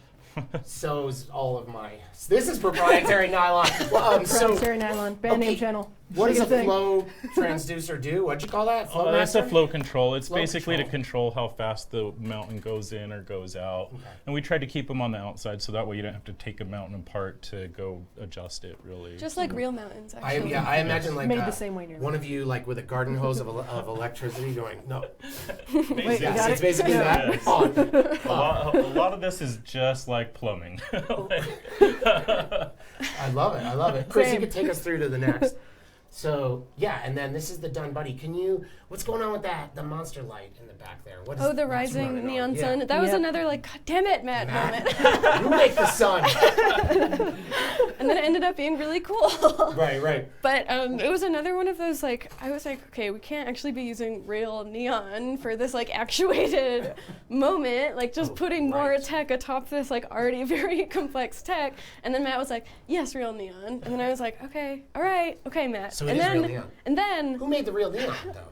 You? No, not I. Okay. It was a contractor whose name eludes me right now, but he did a very good job. Nameless friend. Anyways, and then the neon is also animating, which is kind of unusual for neon to do in the first place. And how are we sending an animated light signal to neon? So that's through DMX, but the neon is is animating. It's animating in time. It's setting in time with the mountain, and then the actuator is like working perfectly. So there's just like a whole conglomeration of things. You like typically don't see neon on a moving object. You definitely don't see it like doing chase patterns very often, and you certainly don't see it behind a mountain that is also moving. Right, and then the people in the buggy are like, look, a light's coming up. Yeah, exactly. No one will ever know. They're like, what is that part of the How plane? complicated it is, but it's okay. It was so fun running wires behind those things, because I was like, oh, okay, sweet, I can literally hide behind mountains. Hooray! Did you get your giantess? Oh yeah, that would have been cool, like taking a small video of like you just like thrashing around like Godzilla. But it was cool. And this zone, I actually didn't see it when it was completed with that mural in the background. I saw it when it was just the color bars, so it's taken off really beautifully. Yeah, like, these are pretty close. The whole thing was really wonderful to work on. Yeah. Chris, you can roll us through. I think we have some more actuated elements and things to talk. So what's going on with the tech in this? Wait, what's going on with? That's Quinn taking a selfie of us. I'm not sure what's happening there. But what kind of tech is going on with Smokey the Bear Mountain here? One of our lighting designers, John Haas, did the projection mapping and content for the volcano. So it's like this. I watched him like through the course of a few days, kind of figure out like how to make smoke seem geometric, and he did a really, really beautiful job with it. Like those two things don't seem like they should That's pair jumbo up shrimp. with each other. That's jumbo shrimp. It's jumbo shrimp. Yeah. But so there's nothing actuated necessarily on the volcano itself, but the projection mapping is timed so that when you move, it seems as if it's moving. Is this a trip? Is this a laser trip? Yeah, so the brake beam, the Brake card beam. triggers the Thank brake you. beam, Okay. and then the like crazy geometric, like it's almost hard to look at it. It's so weirdly defined. Smoke comes out of the volcano and pushes you into the next zone. No, I think that's one of my favorite sections, and you're right, it doesn't have a lot of actuation or anything. It's just all the... But it feels like it's moving. Smoke Yeah. and mirrors, Exactly. With no mirrors, smoke and mapping. I love how it's periodic table that I didn't study. So that could be it. I wouldn't fucking know, to be honest. Just will you roll us through to the next one? Is that magnesium? There's a lot of F elements. Oh, that section was this awesome. guy, DJ Bicycle Seat Moth, is that thing is so really rad. beautiful, and that's doing a wing spread. I'm imagining, right? That's my favorite one in the whole show. It's stunning. It's really beautiful. We have some close-ups of it that we saw earlier that are really beautiful. And what else was actually? Well, we know the woke lizard and all that stuff. Was there any tech nightmares or joys involved in wiring this specific section, Primordia, at all? Or pretty straightforward? The only thing that was kind of difficult was that the entire back of that was this wonderfully laid vinyl. Yes, the mural was wonderfully laid vinyl, and the dude was a pro. Like, he even covered our tech box. So most of what we do in tech is the opposite of what we do in art, where we're continuously trying to hide the way that we make things work. So because there was such a beautiful plethora of crazy stimulating things, nobody's going to be looking at a wire. Right. And so this was actually one of the easier spaces, especially because it was an open space. There were some that we went through later on that were like darker, progressively narrower alleys, and that was kind of difficult. But in some places, the wire's going to pop and look like cabling. I mean, honestly, like this, it's blendy. The trick with all the beautiful light in there is that because gray is a neutral color, it kind of just absorbs whatever it's around. Oh, so it's very hard. Like, it would be really hard to spot where the lines were coming from in that place, and that's kind of something I'm proud of. Well done, well done. Plumbing all the air had some challenges in that section too, because there was so many different pieces that had different actuations going on in that section. And we're just talking about the speed and the variance. Yeah, or multiple actuations per thing. Yeah, and each one was different. Like, one had like 3 or 4 actuators, and another one had 1 or 2, or one's a slide actuator and one's a something different. So it was just like a little bit of everything going on in that section. But like I said before, I think everything went pretty dang smoothly all in all. So. All in all, yes, except for that one thing. This one, I had just a question about, I never go the right way. This, Marcus's skeleton, which we'll see a close-up of later, is so amazing. Marcus's other skeleton, you are correct. But to say, they're brothers, right? There's 2, they are brothers, sister brothers. And so was that actuated, this like shower curtain reveal? That is actuated. I was thinking it was, yeah. So cool. And there's what else was actuated? This is Chaos to Madness, and I know you can roll through too, Chris. There were a few things there that were actuated. So, the TV head is one of the Tell me about the TV. Yeah. There's Connor. What happens there? That's awesome. So the TV head, and I didn't actually even realize that this happened until like the second or third time that I had come down. I thought that so the TV, a brake beam triggers the TV to actually turn on, and then the animation to change, but also for the head to spin around. The TV head to spin around on the skeleton. Oh yes. my God. So again, just like pairing things that seem to add. Yes, damn it, Matt. Why, Matt? Why? Why? But my Matt Bain is the audience's viewing enjoyment. So. That's right. Word. The pain and the good ideas. It's really so great. Good. Yeah. So awesome. So what is? That isn't any of the 3 of you. What is that young boy one that we're is doing? Connor. That is young Connor. That's Connor being awesome, and actually, I ran a lot of the lines for this area, but the area directly like this way from that is super high, and we had to conceal our wires very high up because it was a seamless checkered floor. And Connor is a trooper. He went up on a ladder that I was like, okay, this is as high as I can go without me freaking out. And he was like, I got this, and handled it for us. But no, it was really cool being in the foxholes with people who I worked with that were more managerial. Right. I didn't realize how like super badass people are, and now I do, which is great. Yeah. Once you get in the crawl space with them, Oh, yeah. like you can trust them. I think your description of working at the dark ride was very accurate. Which should we review? Let's recap. What was it? Cold and dark? Oh, no, wait. Which one? You can't step on the floor. Oh, yeah, find right. lava. Playing the floor is lava twister in operation all at once. Yeah, that is fantastic. We Yeah. can do that too. That would get all three of those games. would be then fun. so Oh, this that we're was gonna fun, yeah. So we have a whole section coming up really soon, which will be focusing on the chair. But what's going on here? Is that actuated or is that a rotary boat engine? I don't know. Yeah, no, boat. that whole thing, well, the first chair like kind of jumps off, which was a really easy actuation. And Josh Myers, which I my utmost respect because he just started and then we sucker punched him with this chair. And he did an excellent job really figuring out all the mechanics. There's a lot involved with that chair going on and breaking apart. And the whole rig is just, it's pretty genius. Yeah, the track system going in that it was beautiful to look at. Like I have a machining background and that was really, really, really cool. And we're going to have lighting on in its own section too, but this also has a heavy light component, right? Yeah, I mean, this is one of the most like intricately timed moments of the ride. So each chair is lit up individually in sequence with the cars that move all at their own With more speed. brake line stuff, brake wire, trip man. Yeah, with so the brake beam triggers Brake that beam. specific animation, Right. and then it ends in the chair coming apart. So it's like just one of the many zones where there's like 3 or 4 different like very tightly coordinated timing effects that needs to happen, and it was just executed brilliantly. Like you would have no idea how complicated figuring out that timing is looking and at I it. think too, like that room, because it goes in between red and blue lighting, and the red and blue checkerboard on the back, and then the yellow chair. I mean, it takes you into another world when you first see Superman's it. underwear. Whatever, that Wonder Woman's shirt. I love it. Yeah, and then here we go. That's the brake part. That shit is awesome. So I spent 10 minutes the other day looking at the coloring of the brackets because I didn't realize that those come out and over the wheel that is matching the wall patterns. Yeah. Yep. Points to all of y'all. It's And really dope. Even the way that thing expands, where it's not just out and in, but it's out sideways and then back together, is so cool to see in person. So cool. That's what I do to all my chairs. That's why I run the chairs. I can't keep a good chair. The house of exploding chairs. That's what we call your house. That's right. That's exactly what it is. What is is that our last image, Chris? Yeah, well, thank you guys so much for sharing all your tech wizardry. Taz, will you hang out with me for a bit while we get some more human beings on? Thanks, Emily. Thanks, Joe. You bet.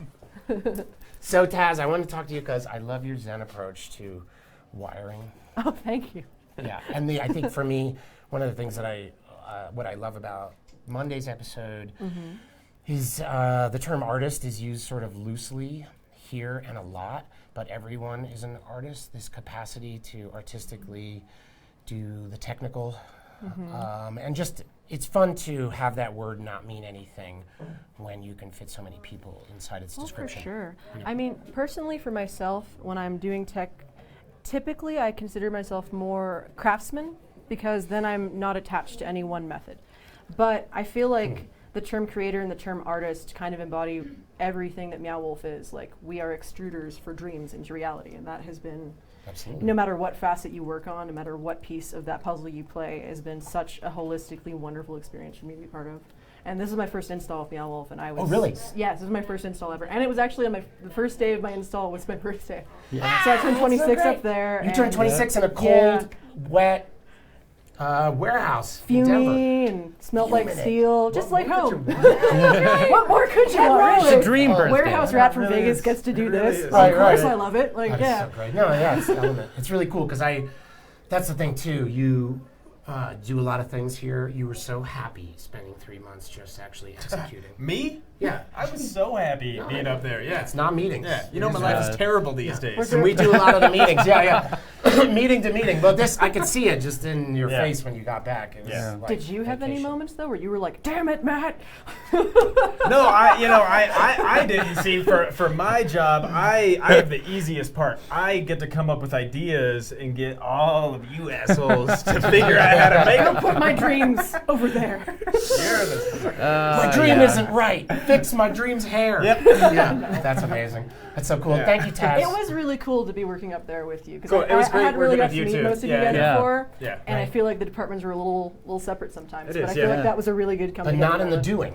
Not in the doing. In the Never planning in the doing. completely, right? Yes. And the pre-planning. No, that's But really high true. fives. That was Yeah. a freaking time. Thank you, Taz. Woo. So, guys, we're going from chaos to madness. This is where it gets maximal. It gets Meow Wolf. This is when it starts to get real weird. And Yeah, real easy. weird. Is this easier for you? Like this going to be fucking overloaded vibe, or is that not easier? Did it just appear easier?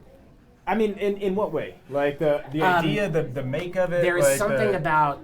I feel like sometimes let's talk about this for a second. Are let's there get real. more Let's get real. decisions in minimalism or maximalism? Because there's so many decisions present in maximalism, but I think they both have their challenge. They both have a mode of thinking about them and how you actually execute them where they resonate the best. And a lot of people with maximalism and think that, if you just put a bunch of stuff together, if you just overload it, then you're accomplishing maximalism. Clutter.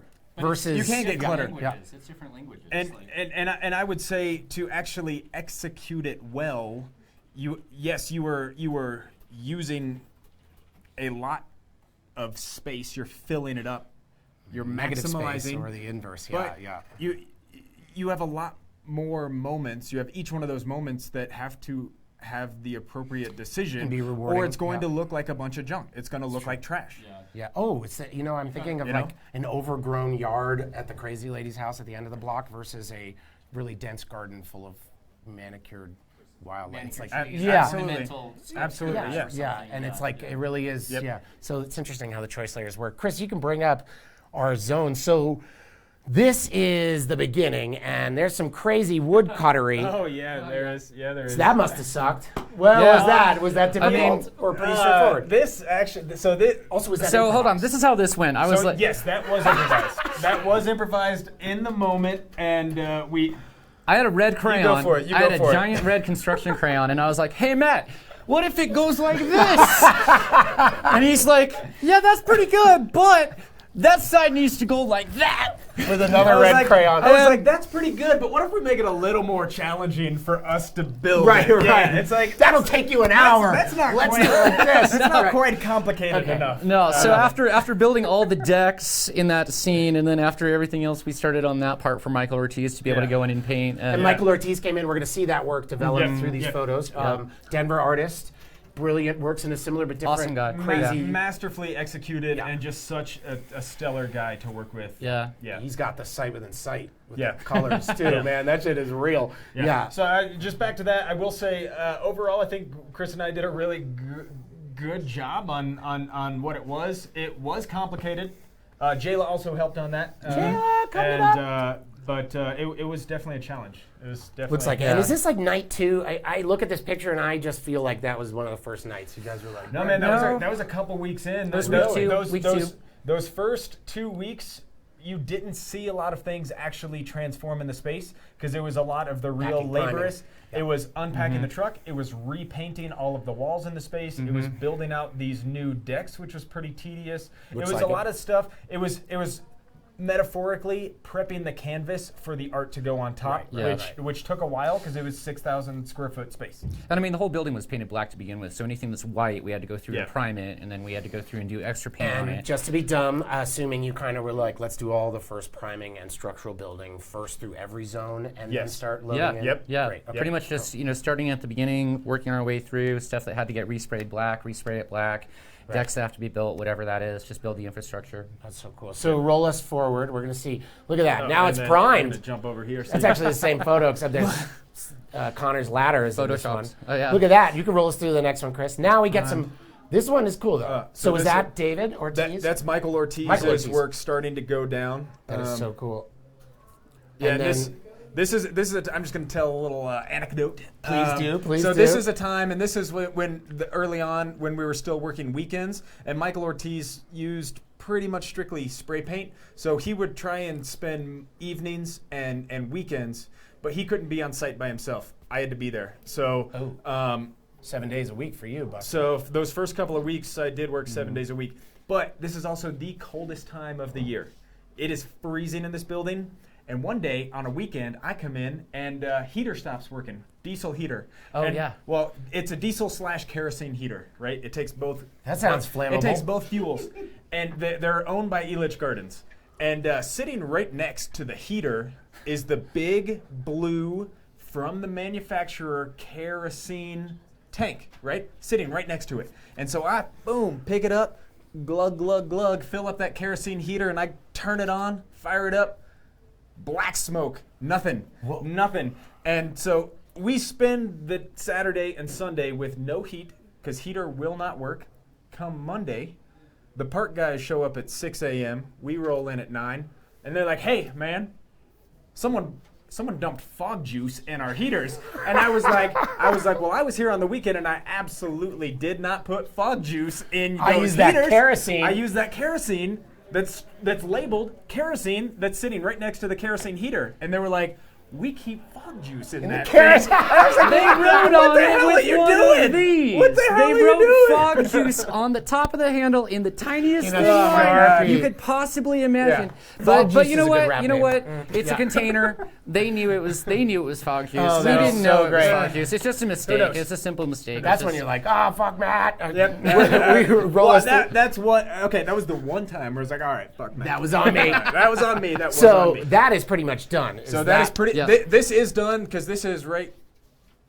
Yeah. Wait, did that say quiet? No. Okay, We're cool. going to do it. Be right back Cool, in cool, a sec. cool. Yeah. Yeah, so that's pretty much done. This is after Nick Toll, who's not with us today. Yes. And Kat Mills and myself stayed for a week and painted the floor as well to really bring it all together. It's so So beautiful. this is finished. So gorgeous. It looks great. Keep us rolling. Roll it. And then we Roll get, look, there he is. Nick Toll. That's Nick Toll himself. Yep. And Sandra's egg. Sandra's egg and Rose also Sandra's worked egg, on that which egg. I got a stick and poke tattoo. Oh, That little egg. and then commemorate. an expanding horse that Brodsky made. Yeah. Shall we do a BRB? Yeah, we're going to be right back in 1 second, guys.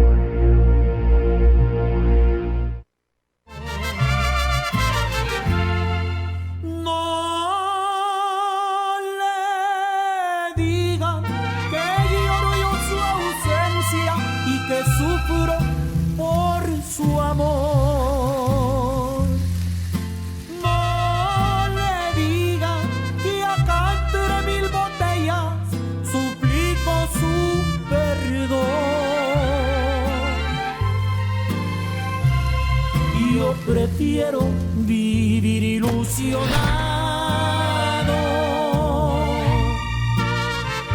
con ustedes y estas copas de licor.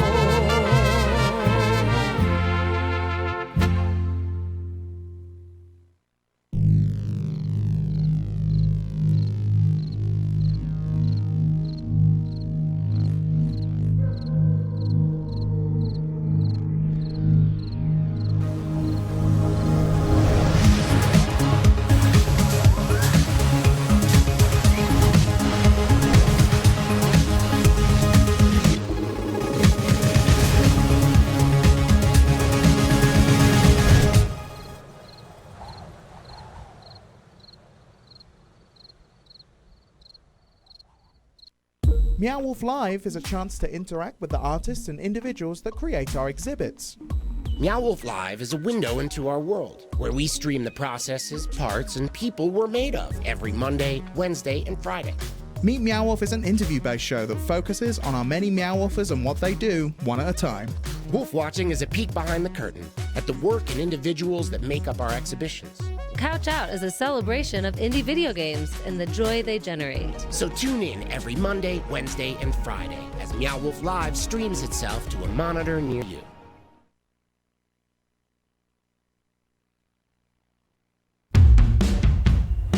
The art world needs to get shaken up a little bit. It's time for us to just be an agitator. We don't know what we're doing, and we don't care. We didn't want rules.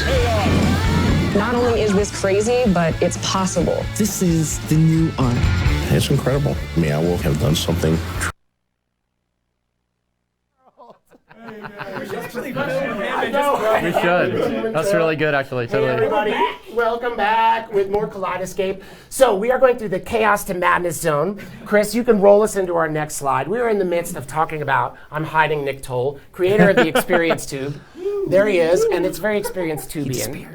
It's actually, this reminds me of Mr. Ortiz's work, but then also of Nick's room at Hoer, House of Eternal Return. And then we have a lot of actuated stuff. You can roll us through, Chris, all this beautiful cloistered togetherness. And now this is the second section, very stripped down. What is this called? I never saw any names. We were pretty much referred to the entire space to madness. Space to madness, space not to madness, chaos. Okay. Chaos to madness. Okay. You can call it Zone 4 is what technically we called it on site. Oh, you working in 4? Yeah, I'm in 4. Okay, I'm in 3. Cool. Yeah, you were in 4. Yeah, I had to learn everything. You take us to the next one, Chris. And then this one gets really beautiful. There it is. Actually, Behold the Pale Horse. This is this is Marcus's piece. This is one of my favorite things in the whole show. No, this isn't Marcus. Katie Kennedy. That's Marcus. This one's all Katie. That's Katie Kennedy. I think Kat helped her execute it Kat at helped. the end. Yeah, it'll finish work. Really stunning. And in the last week of install, it's like, oh wait, we wanted this thing to not be sitting in a chair. We wanted it standing up. So in those scenes before, where it's like, you know, standing behind the curtain and everything and installed. It was like our last my last Monday. And so it's like, okay, get this thing off of here, rig a couple of straps up to this thing over here, make it floating in the air, figure out how to. Yeah, it was fun though. I mean, I got it done in like a day. That wasn't me that time. That was Katie. That was Katie. What is our next one, Chris? Your words, not mine. I didn't say that. And then, so Matt, is this you taping this mural? Who did that? No. So this mural right here, the Easter. So weird how your hand moves on the screen. Those stripes. That's all Nick and Jayla did those. I started. I want to run up to the screen and point at it, but that's not how you do here. It's back over here. I started off painting this thing one very cold weekend. That no longer exists. Nick completely painted over that. Okay. Whoops. So fuck Nick. Yeah. And then keep us rolling, and there it is, all done. Jayla's work, I assume, mixed with. He said Nick. That's actually making me trip out just looking at it. Yeah, the whole space was pretty. When you're the way the floor got done, bewildering. When you stand in that space, when you come into it, it is really moving. Yeah, Jayla, get in here. I forgot we got another mic in life. Yeah, come on in and rap with us. Pretty much like Nick designed it on the computer, and then Jayla and her. She'll talk about it, not me. I did none of that. So did you use a projector? How'd you get that on the wall? wall? So Nick had designed this in Illustrator, which allowed for a really intricate design, and then had a small projector on site on a tripod. So we kind of do it segment by segment, where he'd project the design. Like a square of the larger square. Yeah. Cool. And it wasn't like super precise, but it was enough that we just had the 2-inch tape. So we had prime the wall white. We'd tape out what needed to be white with the blue tape. And then, so you'd have this actually beautiful white and blue design with the tape. And then you'd just roll over it with the black paint. Oh, it's rolled. Yeah. So two layers, and kind of a little tricky trying to keep the edges clean. But yeah, and then the last step is to peel all the tape. It's that magic moment, right? Yeah, but like tons and tons of it. Scabs or skin. You guys saved all of the tape too, so it was like this thing that was like this big. Like Cousin It, you know. And Nick was doing a like a tape noodle thing. I think the amount of tape would have gone to the sun and back. Oh my God, 17 that's times. amazing! Yeah. Wow, Yeah. You can take us through to the next one, Chris. And then I love these little. Who made these little inflatable fruit things? That was Frankie Tone, Denver-based artist. Awesome. delight to work with. They are awesome. They are an and awesome person. you can kind of see. Some have arms and hands. So they start off over here. They start off kind of flat, and the idea is that they're a wallpaper, and they're a sentient wallpaper because in Zone 4, Space to Madness is where everything becomes sentient. So they start off kind of flat, and as they move this way, they become fatter and juicier little fruits. And then some of them start to fall off of their medallions, and they pile up on the floor behind your butt. Yeah. And then some of them grow little arms and legs. And Yeah, they're like this climbing one over back here. up the This wall. little guy. That is so really great. cute. I love the little arms. Really and cute. legs. Yeah. What material is he working in? It looks inflated. Is it hard material? Is it No, it's cast? it's a fabric. And it's like a vinyl. Vinyl. It looks stuffed with foam. All right, that makes sense. Chris, you could take us on. So, and this is just cute. I had to include this one. So this is like unfinished seaming between the two worlds, just for a little perspective. And what's that? We got that neon. That's Matt Crimmon's kind of piece for this. It was this big, jingly, like cow skull on top of a skeleton. It would kind of go like this. And like, do hokey pokey or whatever. Yeah. So that's a really good just example of how we took something that lived in Ghost Blasters. That guy was a skeleton. Oh yeah, like Freddie behind Chris, like our guy, Freddie Gibbs over here. But this guy was actuated. He was in that seat and he moved back and forth and he played an organ. So we already had this motion. So Matt used the skeleton, gave it some hooves, painted it green, does like a shimmy, sculpted out. Cow skull. Yeah, we have a close up of that coming up. And that's where Sandra, the base for Sandra's TV head one, and a few of the others. Yeah, so Sandra did TV head. For the and fish who did Melting Donut? Because that is stunning work. That was Joe. Joe and Quinn. So so Donut we knew was already being in the Q motif scene throughout. And Quinn had sculpted the donut snake head actuation, and so Joe had brought his 3D printer up to the site, and so I asked him to make a drippy donut for this guy to be holding. That's amazing. You can roll us through. I think we have a finish shot of drippy donut. Yeah. Yeah, and then Quinn painted it. Yeah, so Sandra sculpted out the body. I found the TV on eBay, and then a guy named Chris Coleman, who is a Denver-based artist, did the digital face content for the TV, not shown Jayla, here. is that you just destroying that muraling back there? It's so cool. Well, that's kind of a passover from Nick. So Nick did that. He brought over the black and white. I had helped when Kinsey was installing, which was actually week 1, with the red and blue checkers. We're going to see that in a second, I brought that over with the floor and the tiling on the walls. That is so cool. And there's our boy, Crimmins' cow person. Fantastic. It's such a happy moment when it sways. Pretty good. Keep going, Chris. Who else do we got? We got some more close-ups. Who's this guy? Nose piercing. What is that guy's name? I don't know what that guy's Fishing name is. gremlin. I don't know. Alana Schwartz. Oh, love Alana. And Alana's a team member of ours. Yeah, she's on Fab and she's on does our a little team bit of now. everything. Our team, Yeah, awesome. she moved over to the art team. That's so cool. Yeah. So who's our next? I think we have another couple of excerpts here. There it is. Katie Kennedy again. So fucking good. Hold me, I'm Irish. Oh, and there's my. There's our boy. There's a boy. How do you hug him? You do want to hug the heck out of him. I'm a big Coup d'etat fan as well. And is that? I think that's our last slide for this. Oh, gold. Wait, that's the moment we were talking about earlier. You can see it if you really look in there. In the map. It's like right in here. If you really, really look, you can see the skeleton head, the skull. Oh, that was actually. That's another skeleton. The nose bone. You're right, and it's a goldfish is eating sushi. Yep. But or sardine. And this guy, our puppeteer, so beautiful. Who created this sculpture? That was Parker Jennings, who's also one of our Fab Team members. That is a stunning work, man. Up close, the antlers, really beautiful. Many media, got a weave. Can I give weave points? He gets weave points. And I think one sculpture gets weave points. I think he copped Katie County's hair color too. Yeah. But that sculpture turned out amazing. It's got these marionette things on its hands, and it grows. It's just all. It's pretty so cool. Wonderful. And then this is the perfect transition to our chair area, which we're going to go through to now. So chair is kind of, you told me it's like a side zone. It's like a 4.1. Yeah, the chair is because it's its own event, right? Chair is its own event. Done with another artist, also Denver. Kinsey Sitterid. Kinsey Sitterid, yeah. Sitterid. And Kenzie did like what? Because we're going to see some photos in a second that is you painting some murals. Did you do that with Kenzie as well? Kenzie really had their shit together and came in with prepared, everything to like put on the wall to the chairs. To a T. Like there was a 3D model that they prepared beforehand, and it was all like accurate. Kinsey had designed it all in SketchUp. Dope. So when we approached Kinsey, because you could roll through, Chris. That's one of my favorite pictures. doing it, Jayla. We I saw didn't see Look at that that. cat I didn't shadow. see you do that. Safe I didn't say. season, Okay, yeah. get rid of that quick. That's not safe. Okay, good. This is safe. So we saw Kinsey's work, and I talked to her on the phone today because she wanted to be here.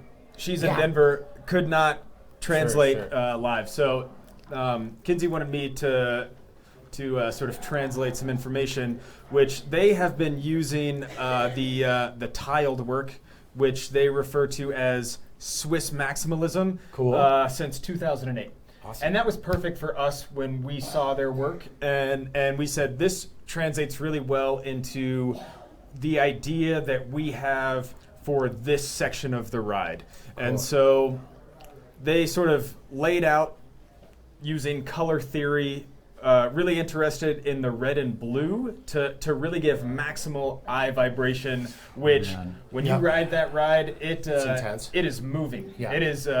We're going to have a lighting segment on this too, because I know that was instrumental. Yeah, even before you can ride it, just us walking through that space. Yeah, The corner, we're working on it again. The corner where it all meets, it starts to just grow in and out and breathe at you. It was very weird. Even under work light, it was very, very weird. And keep rolling, and then. So this is one of the moments in this ride that it really has an artistry to it. Like this is itself a standalone piece. Yeah, absolutely. And it's a really well executed and well visioned piece of However, artwork. it doesn't stand out as separate from all this other work, which is interesting. It's standalone, but it is indeed, in the amorphous. Yeah. So this is one of those moments that actually, like, when by the time you get back to Zone 4, the Space of Madness, it is so overwhelming because there's so much to look at, and the sounds and the lights, and it is so chaotic. And when you take that corner to the right, and actually you have this kind of palette cleanser, which is nice, of this singular idea. Crazy chair. Before you turn again and go into the TV head and the hyper maximal. The hyper maximal space. So it's actually kind of a nice break mentally. I believe these next few photos are actually the lighting in the present room. Yeah. So this makes me think of like a circus before a guy jumps into a glass of water from a very high dive lighting. So and roll us through, Chris. You'll see. Look at that. Yeah. The break apart with the braces. Yep. Jesus Christ! I gotta.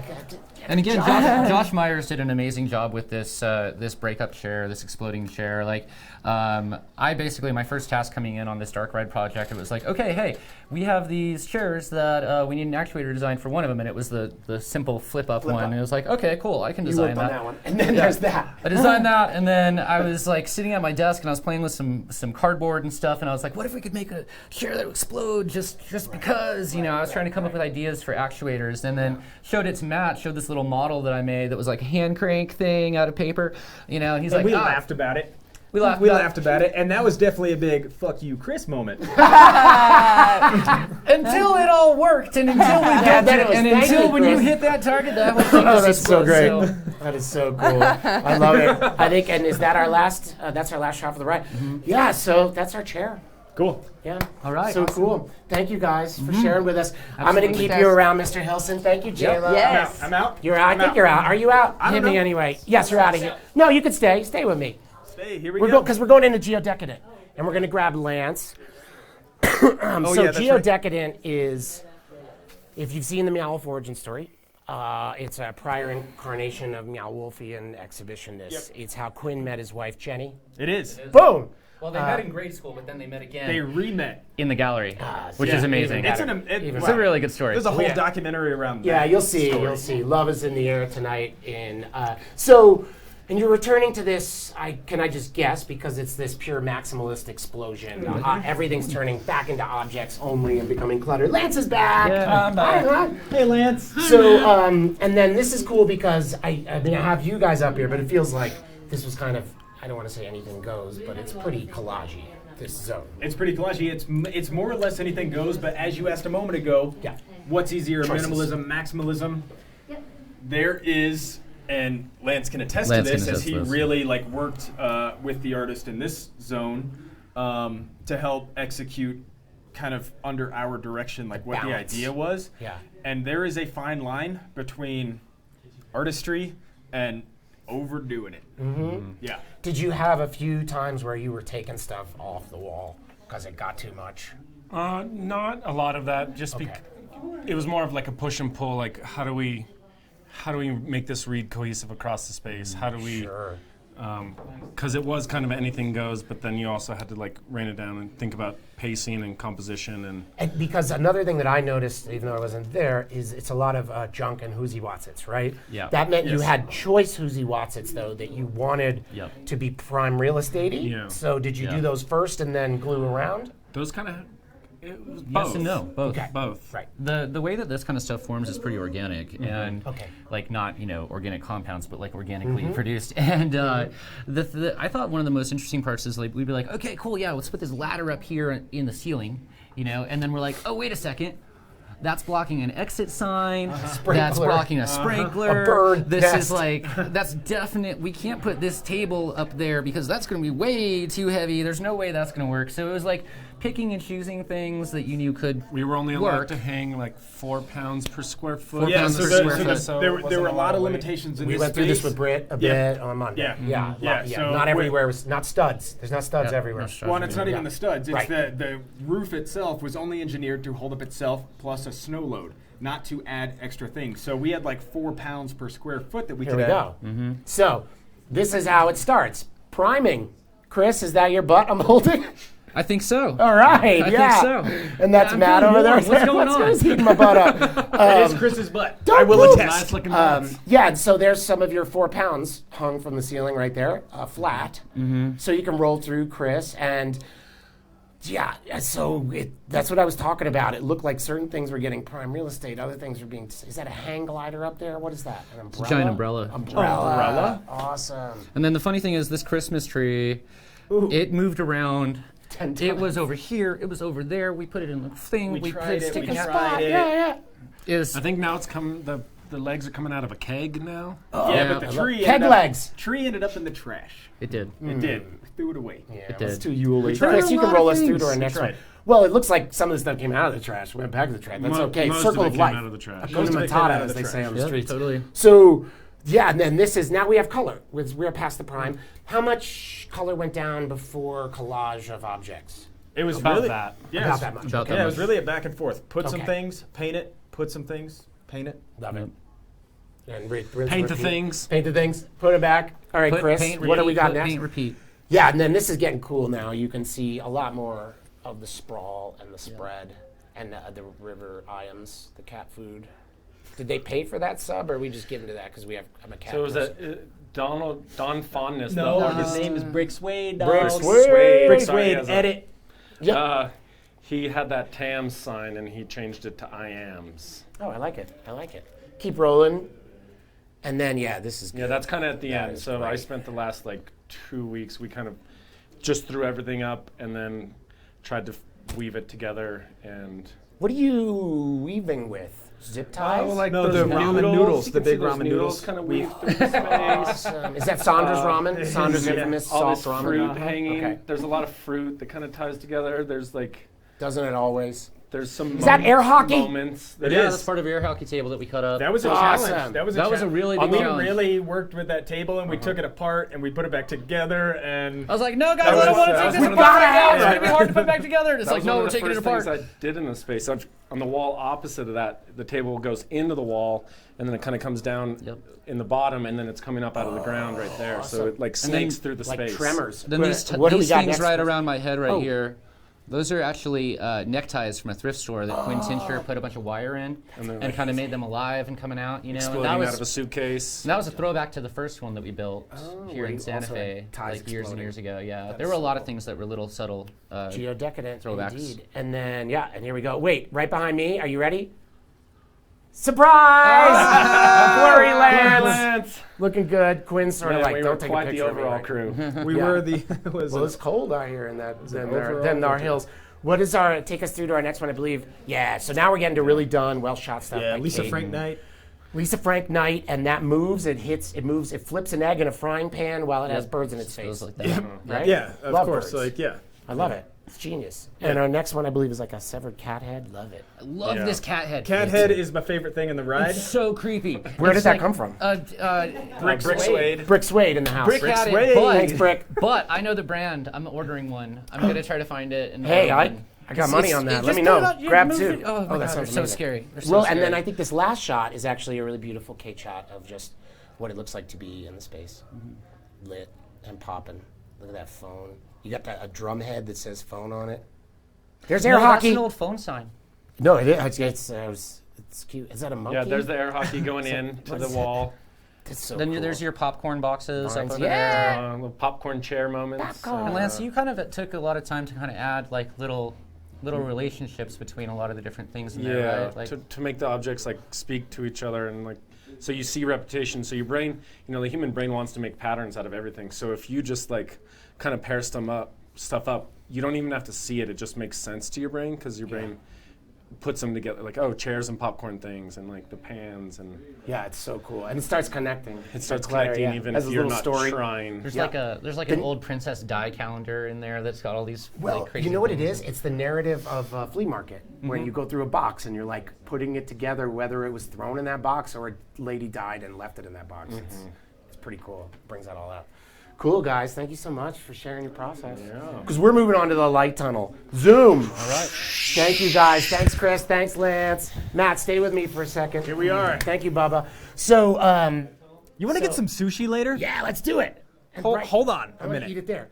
Let's do it. All right, let's do it. All right, so basically what it was explained to me by Emily is all these things eventually become the clutter of objects and then start to break back apart into light. Yeah, so the idea here is that like as this universe grows, as the primordial plants grow and everything starts to become sentient and the vibration of the universe is raising so high, and then we get into the geodecadent zone where things are overhead because like it can't even it no longer has gravity. Right. And then the light tunnel is the idea that it's vibrating so fast it can no longer hold on to its own physical form. Right, and breaks back and apart. it breaks back down into light. And then you warp.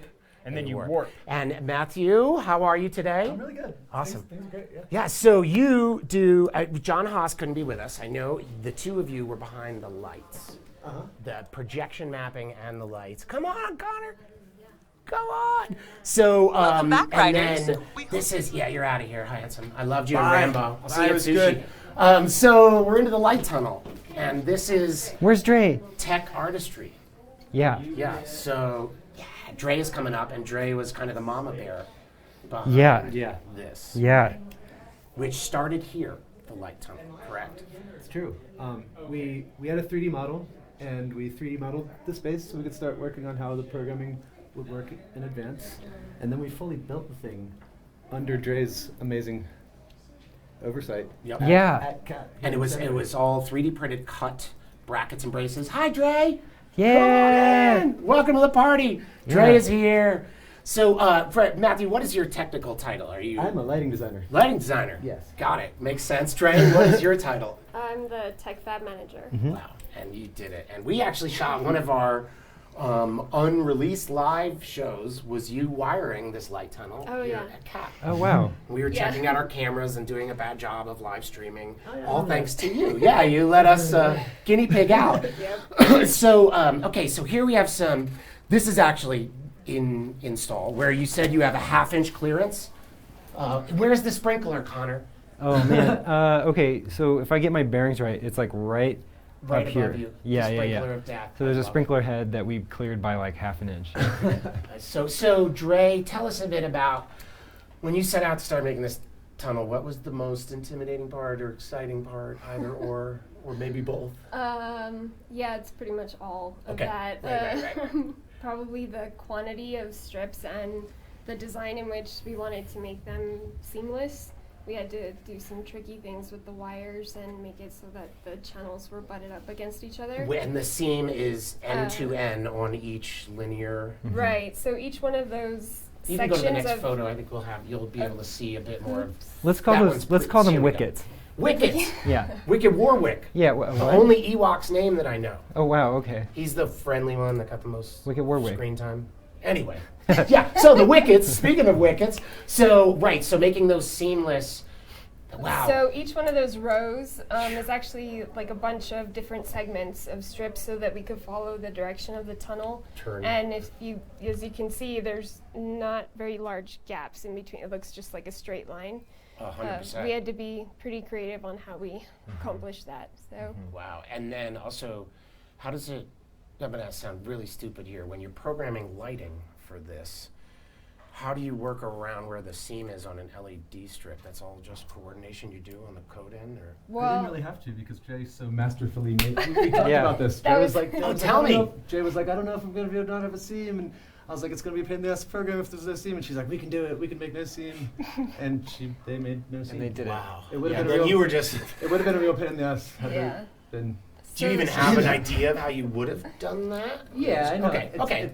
Yeah, I could have done it. It just would have been tedious and difficult. And why be tedious when you can make lasers go? You can roll through to our next one. And then, so with the programming, because I haven't actually ridden the ride yet, how many phases of lighting, programming, and like variants are there in one shoot? Yeah.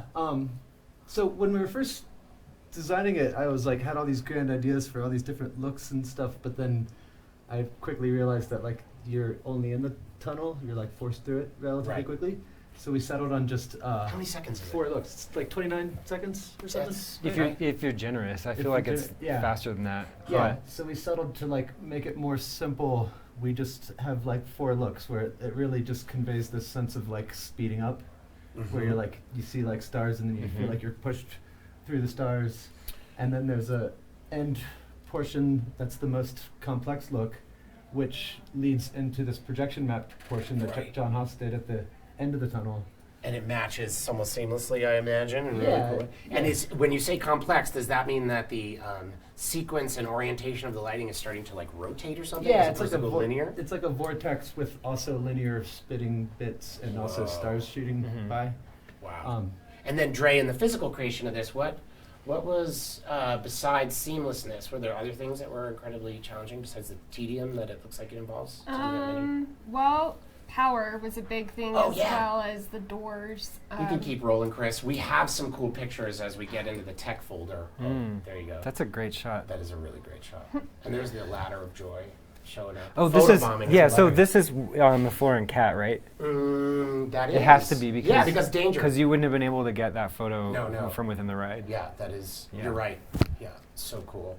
Yeah, so here, you can walk around in Cat when we build it here, all around it, but over when we actually installed it, we had to make doors throughout in 3 different places on the tunnel so that it could be serviced and access the Advatech place. For people that aren't our team in the future. Well, and maintenance, also, I think our distribution was on this side and then the Advatechs were on the other side, so if it needed to be serviced, climbing in between each of those 9 3/4 inch segments is not realistic, so we made doors with wiring harnesses. Oh yeah, that's a great photo too. And yeah, that's overhead. So this is in our Caterpillar building, not breaking any NDAs because everything's so small. But look at how big that is. It's a lot of real estate. It looks like nothing when you see it in that room you installed it in. It looks like 20 seconds. This does not. This looks like weeks and weeks. Hey, and then we have this amazing video.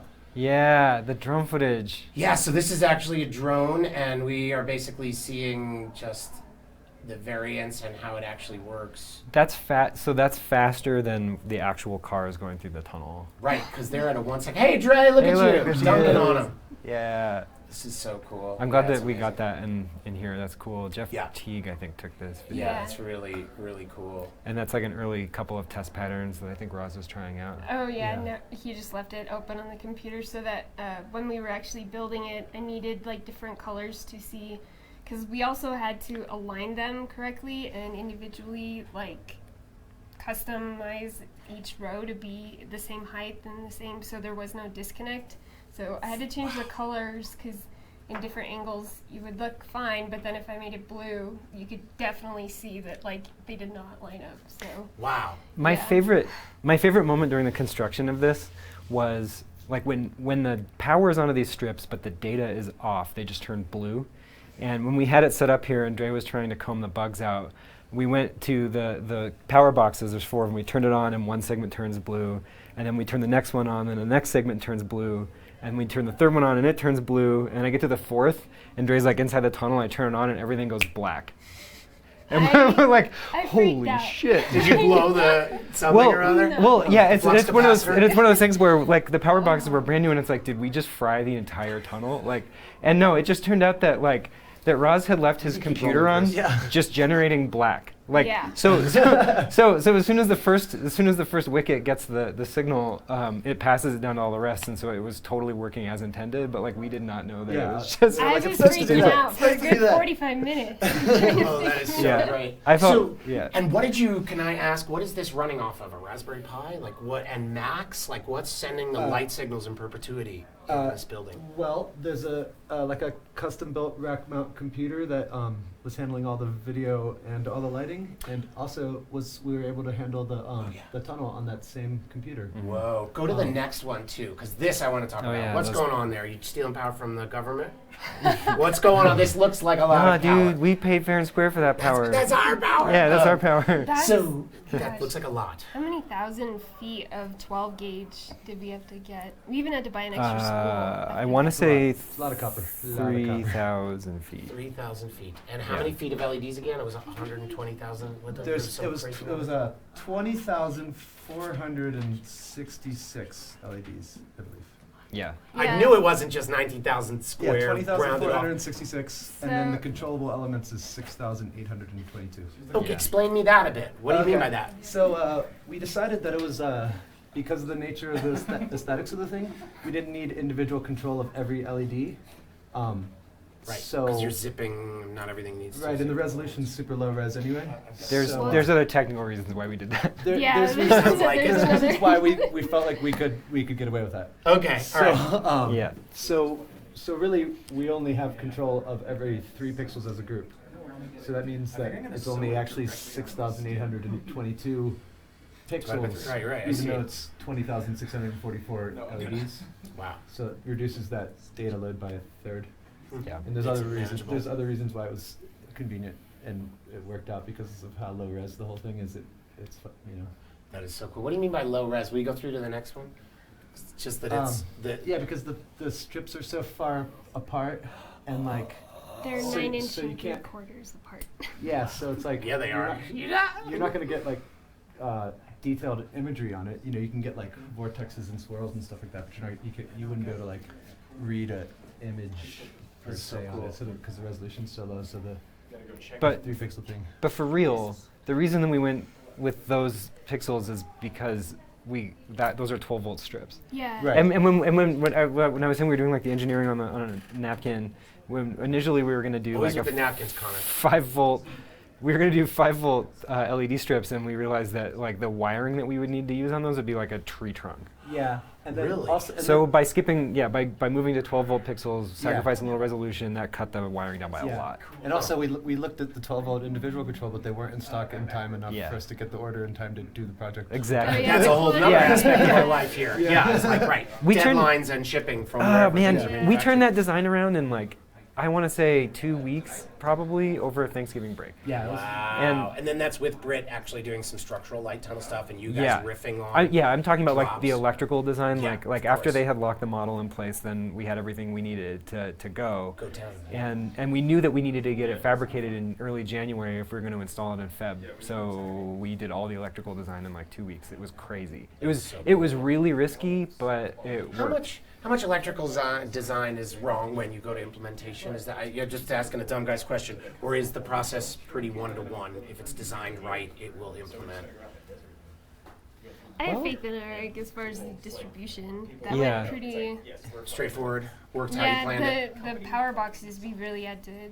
He calculated that pretty well, and figured out we actually needed 12 gauge, and we built them pretty much just followed his designs, and it's like those were pretty accurate. Yeah, it's like the design's accurate, it's going to work, but it's such a complex system that the actual making of the thing, it's like one wire here in the wrong spot when you actually build it, or like one thing transposed or something. There's so many connections and so many solders that the design's right, it would work right, but it's in reality, you get there and like some things don't work. Troubleshooting. Yeah. Must be woven. Yeah, to really work. There was a fog screen that originally had the face of Bucifer being projected on it as you go into the zone. I saw Bucifer and in like another batch of photos. So we turned the fog screen on, let it run for like a couple days, and it made like a couple of strips fail, and I was like, no. I heard the fog might return, but for right now it's fine. We don't want the humidity. No, well, we replaced it with a glycol fogger, but we need to get that tiled in because it was setting off the fire alarm. Fog, man. Yeah. Don't invite it to the party. Gaseous elements. So, speaking of gas soak, I know that Mr. Haas isn't here, and he did a lot of the projection mapping. Yeah, but would you mind sharing with us some of the nuance of how, like, what is this poor man's periodic table? He actually like made that himself as a tool to use to projection map. There's a bunch of different ways to do projection mapping, but John actually custom made this test pattern that helped him understand the geometry of the shape in order to projecting onto to map it correctly. Cool. Yeah. And do you know what engine he was running out of or creating the mapping? He used Touch Designer. Touch Designer, awesome. Yeah. Okay, and then it's projector. That's like I'm getting crazy. And we're dancing. Oh no, that's the very beginning. Is that the beginning? That's the star, the singularity turning into a star belt, sort of. That's right. Wow, that is so cool. And then there we go. There he is. So just guesstimate for me. A lot of troubleshooting in this geometry mapping. Was he in the hole? Yeah, there was it's just a lot of work to get all the get everything to line up perfectly and stuff. I don't know that it's so much a lot of troubleshooting. It's just a ton of just work. Right, redoing and iterating. Yeah. So and then when you are doing your light designing, do you have to steer clear of where it's projection mapped as to not intervene, or did you guys mingle? Well, John actually did the lighting in the zones that the main projection mapping zones. Okay, He so you handled the separate. lighting, and I did the lighting in the other half of the ride with the tunnel and creatures and things. Chair. Space to Madness and chair as well. Mhm. Okay, And, that is so cool. Yeah. everything. And so there's some finished lighting work, and that is all projection. Well, that's that template doing its job. That's correct. Yeah. Love it. So cool.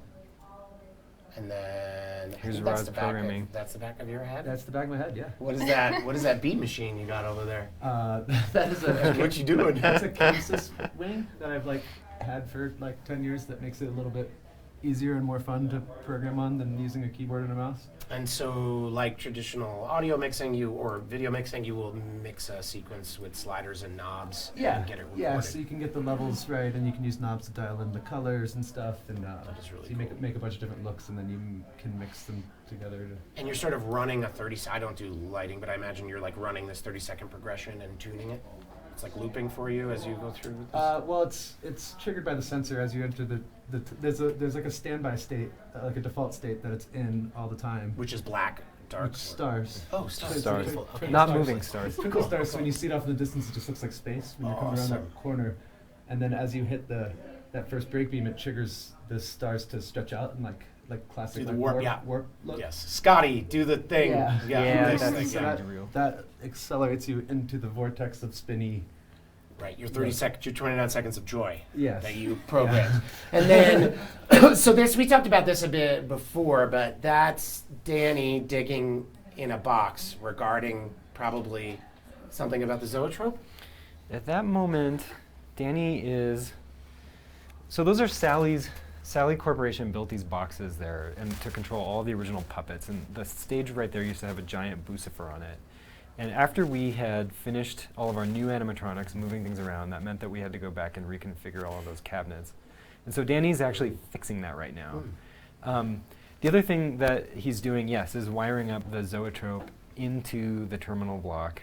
I mean, what an action shot. Really, What's on the floor? What are these? Oh, those are lights. Those are lights. Those are controllable DMX lights. We ended DMX. Up Sorry, I have to do it every time. We had we ended up with like 100. That's DXM. I think it was like 101 controllable, sort of theatrical style fixtures. Awesome. And they moving a bit? Or are they? No moving heads. Okay, No, all they're right. just. And you're coordinating those with break beams again and other stuff too. Oh, will you play this one? I believe this is some of your handiwork. Trippy handiwork at that. Superman's Nightmares. Yeah. Wow. That's real. That is so cool. And is that with some of these pointed lights changing colors? That's true. Yeah. Awesome. Yeah. So cool. I love it. Is that I think that's our last lighting tech slide. Yeah. Is there anything else you would care to share that made your life challenging or rewarding in the process of warehousing out to make this thing? I really enjoyed working with everyone. It was a really good vibe on the. Yeah, dude, high five. High five, you guys. Proud of Yeah, y'all. That's really Wait, you good guys too. are not It was supposed to really high everyone five. was in high spirits and it was a good vibe the whole build. That is really awesome. That was super cool. That's nice. And I like that you were in extreme conditions, vaulting into the unknown, and still had camaraderie. Yeah, there's a lot of camaraderie. I've never been on a pirate ship, but I imagine it goes to shit really fast. Like 2 weeks at sea. They're like, that's my line. Yes. as soon as people get covered in fog juice, their just attitudes just plunge. I love that the simplest thing had to just get cut. You brought in all the new tech, and the fog had to go. That shit is not tech. What is fog? Our first fogger. It's like vape. It's like, It is, yeah. It's a poor man's magic. There's an excellent comment on YouTube where somebody's like, the building is actually just black, and there's nothing inside it, and it's just that first fog hit. So true. That's all. It's just the rest is illusion. Yeah, thank you guys for sharing so much. Yeah, thanks for. Yeah, it's a pleasure. Connor, you want to hang out with me for a second while these guys switch? Come on. So was this your first like Meow Wolf install? Because I know you've been working with the. What else did you do? I helped out on the boat when we did the Eternal Return. I didn't know that. Yeah, you didn't? Okay, well, yeah. So I worked with Matt Crimmins way back in the day to help design the Starfield for that. That was your in. Yes. To this community. That's so cool.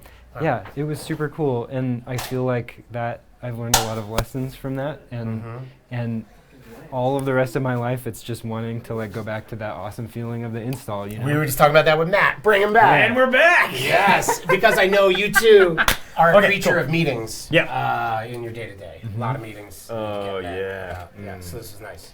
It turns out the Meow stands for meeting even on weekends. Yeah. What? When I don't know anything clever for wolf. Ladies Meeting fart. even on weekends. Is that wolf? That's my acronym for wolf. When old ladies fart. No. Doesn't really help with the meeting part.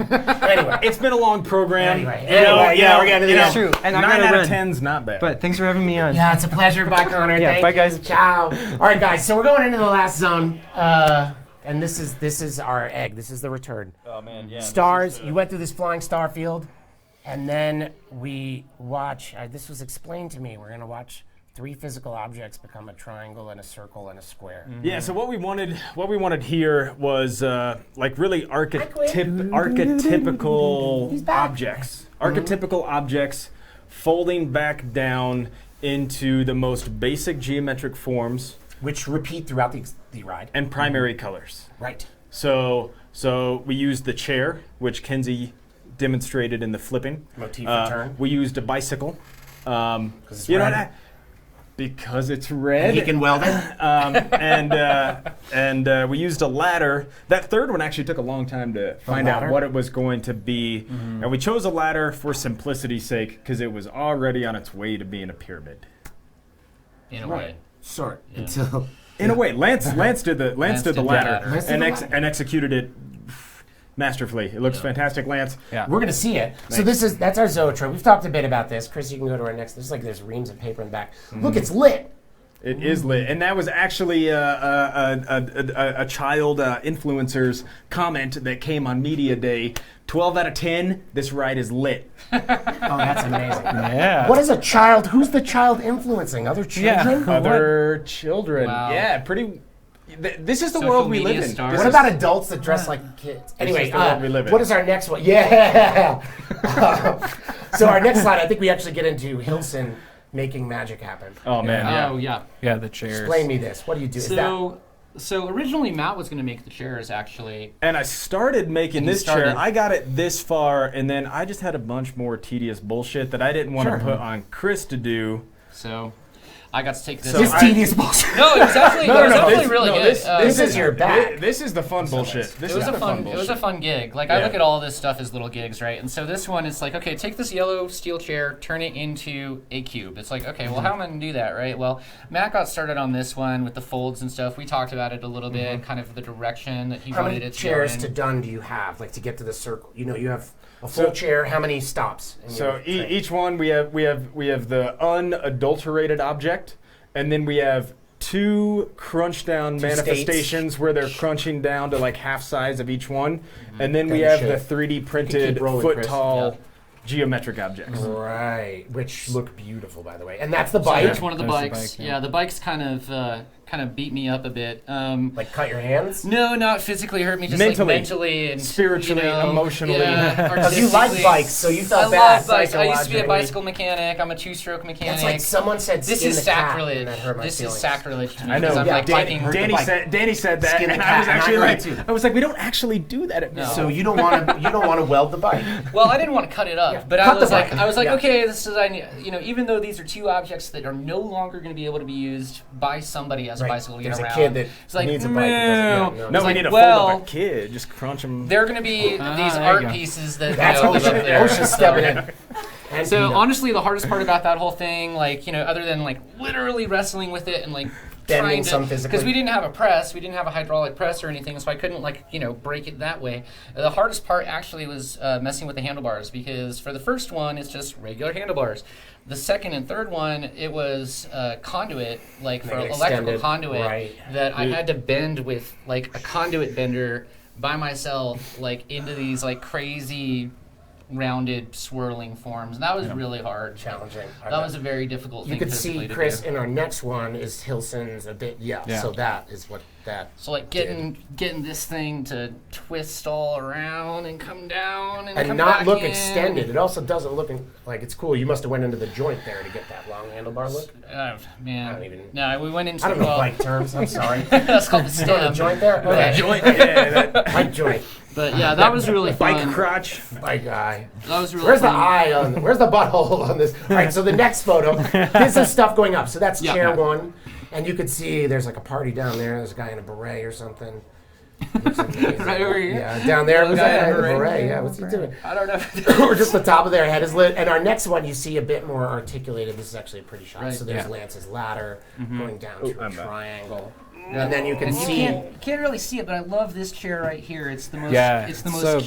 beautiful. That's So still a cool. chair. Right. And I got to make that out of just sheet material. It was here's some 1-inch square hollow tube. Oh, awesome. Here's some 22 gauge steel or whatever. Cut it up, turn it into a weird box. No chair. Whatever. Were you re-hanging these a few times after riding the buggy to be like, yeah, that shit doesn't work? Oh, so many times. A few times. Yeah. We got really good at hanging that stuff, that unistrut. And That's moving one of stuff the around. things where I was like, that has to be almost arbitrary alignment, and then it's all lit sequentially, like a strobe sort of thing. So you as see you that. pass through, it's ladder, bike, chair, ladder, bike, chair, ladder, bike, chair, ladder, bike, chair, until they're the forms of the geometric objects coming down into the Zoetrope. edge And right there.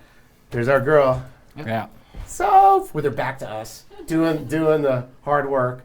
And then we have one more final shot, which is beautiful. I also love this little touch. The circle, square, triangle. That was a last minute idea that I had, and I called up. I called up Will back at Caterpillar, and I was like, "Hey man, I got this idea. I need you to cut me this thing on the laser."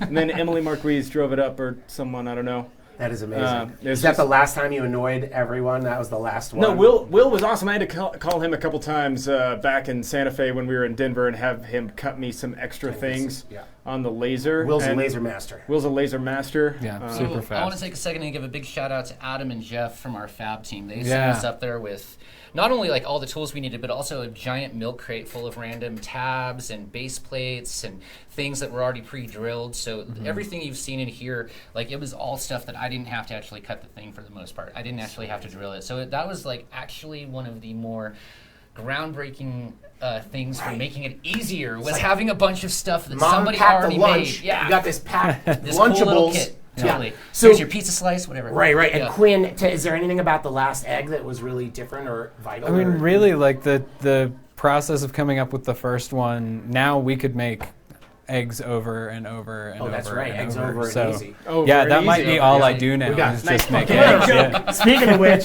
this stream is over. If you guys want to hop on, we can say bye to everyone. And then after that egg, you get out and you go to a gift shop.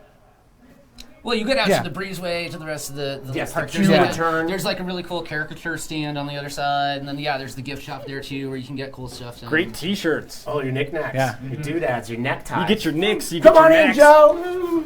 Come on in, Danny. Gang's all here. Cat, come on, everybody. It's party time. Well, guys, I just want to say thank you all for coming and sharing what you've done and did, and I'm proud of you, and I love what you do. Thanks, Dose. Yeah. Thanks, Dose. This has been day 2, Meow Wolf Live, Wolf watching Kaleidoscape in depth, and we are out. Thanks, guys. Bye.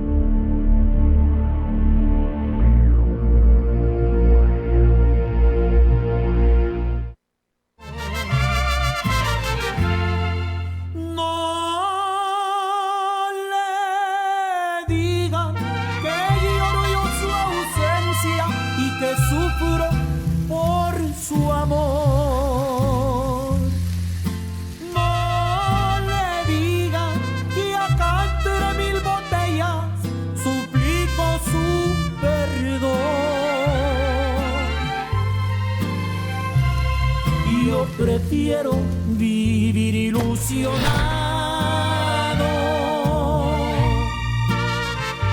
con ustedes y estas copas de licor.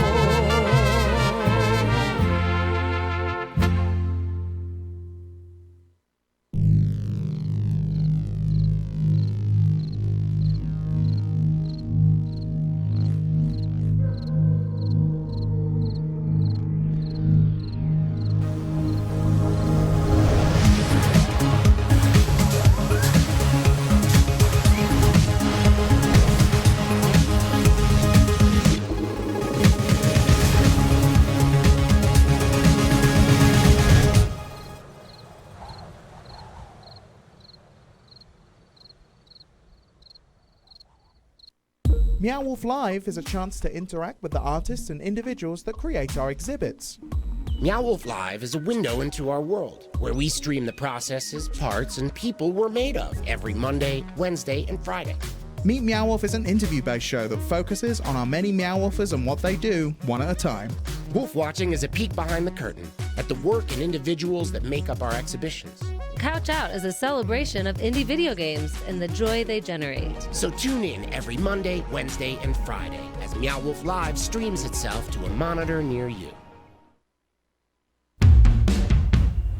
The art world needs to get shaken up a little bit. It's time for us to just be an agitator. We don't know what we're doing, and we don't care. We didn't want rules. Not only is this crazy, but it's possible. This is the new art. It's incredible. Meow Wolf have done something truly unique.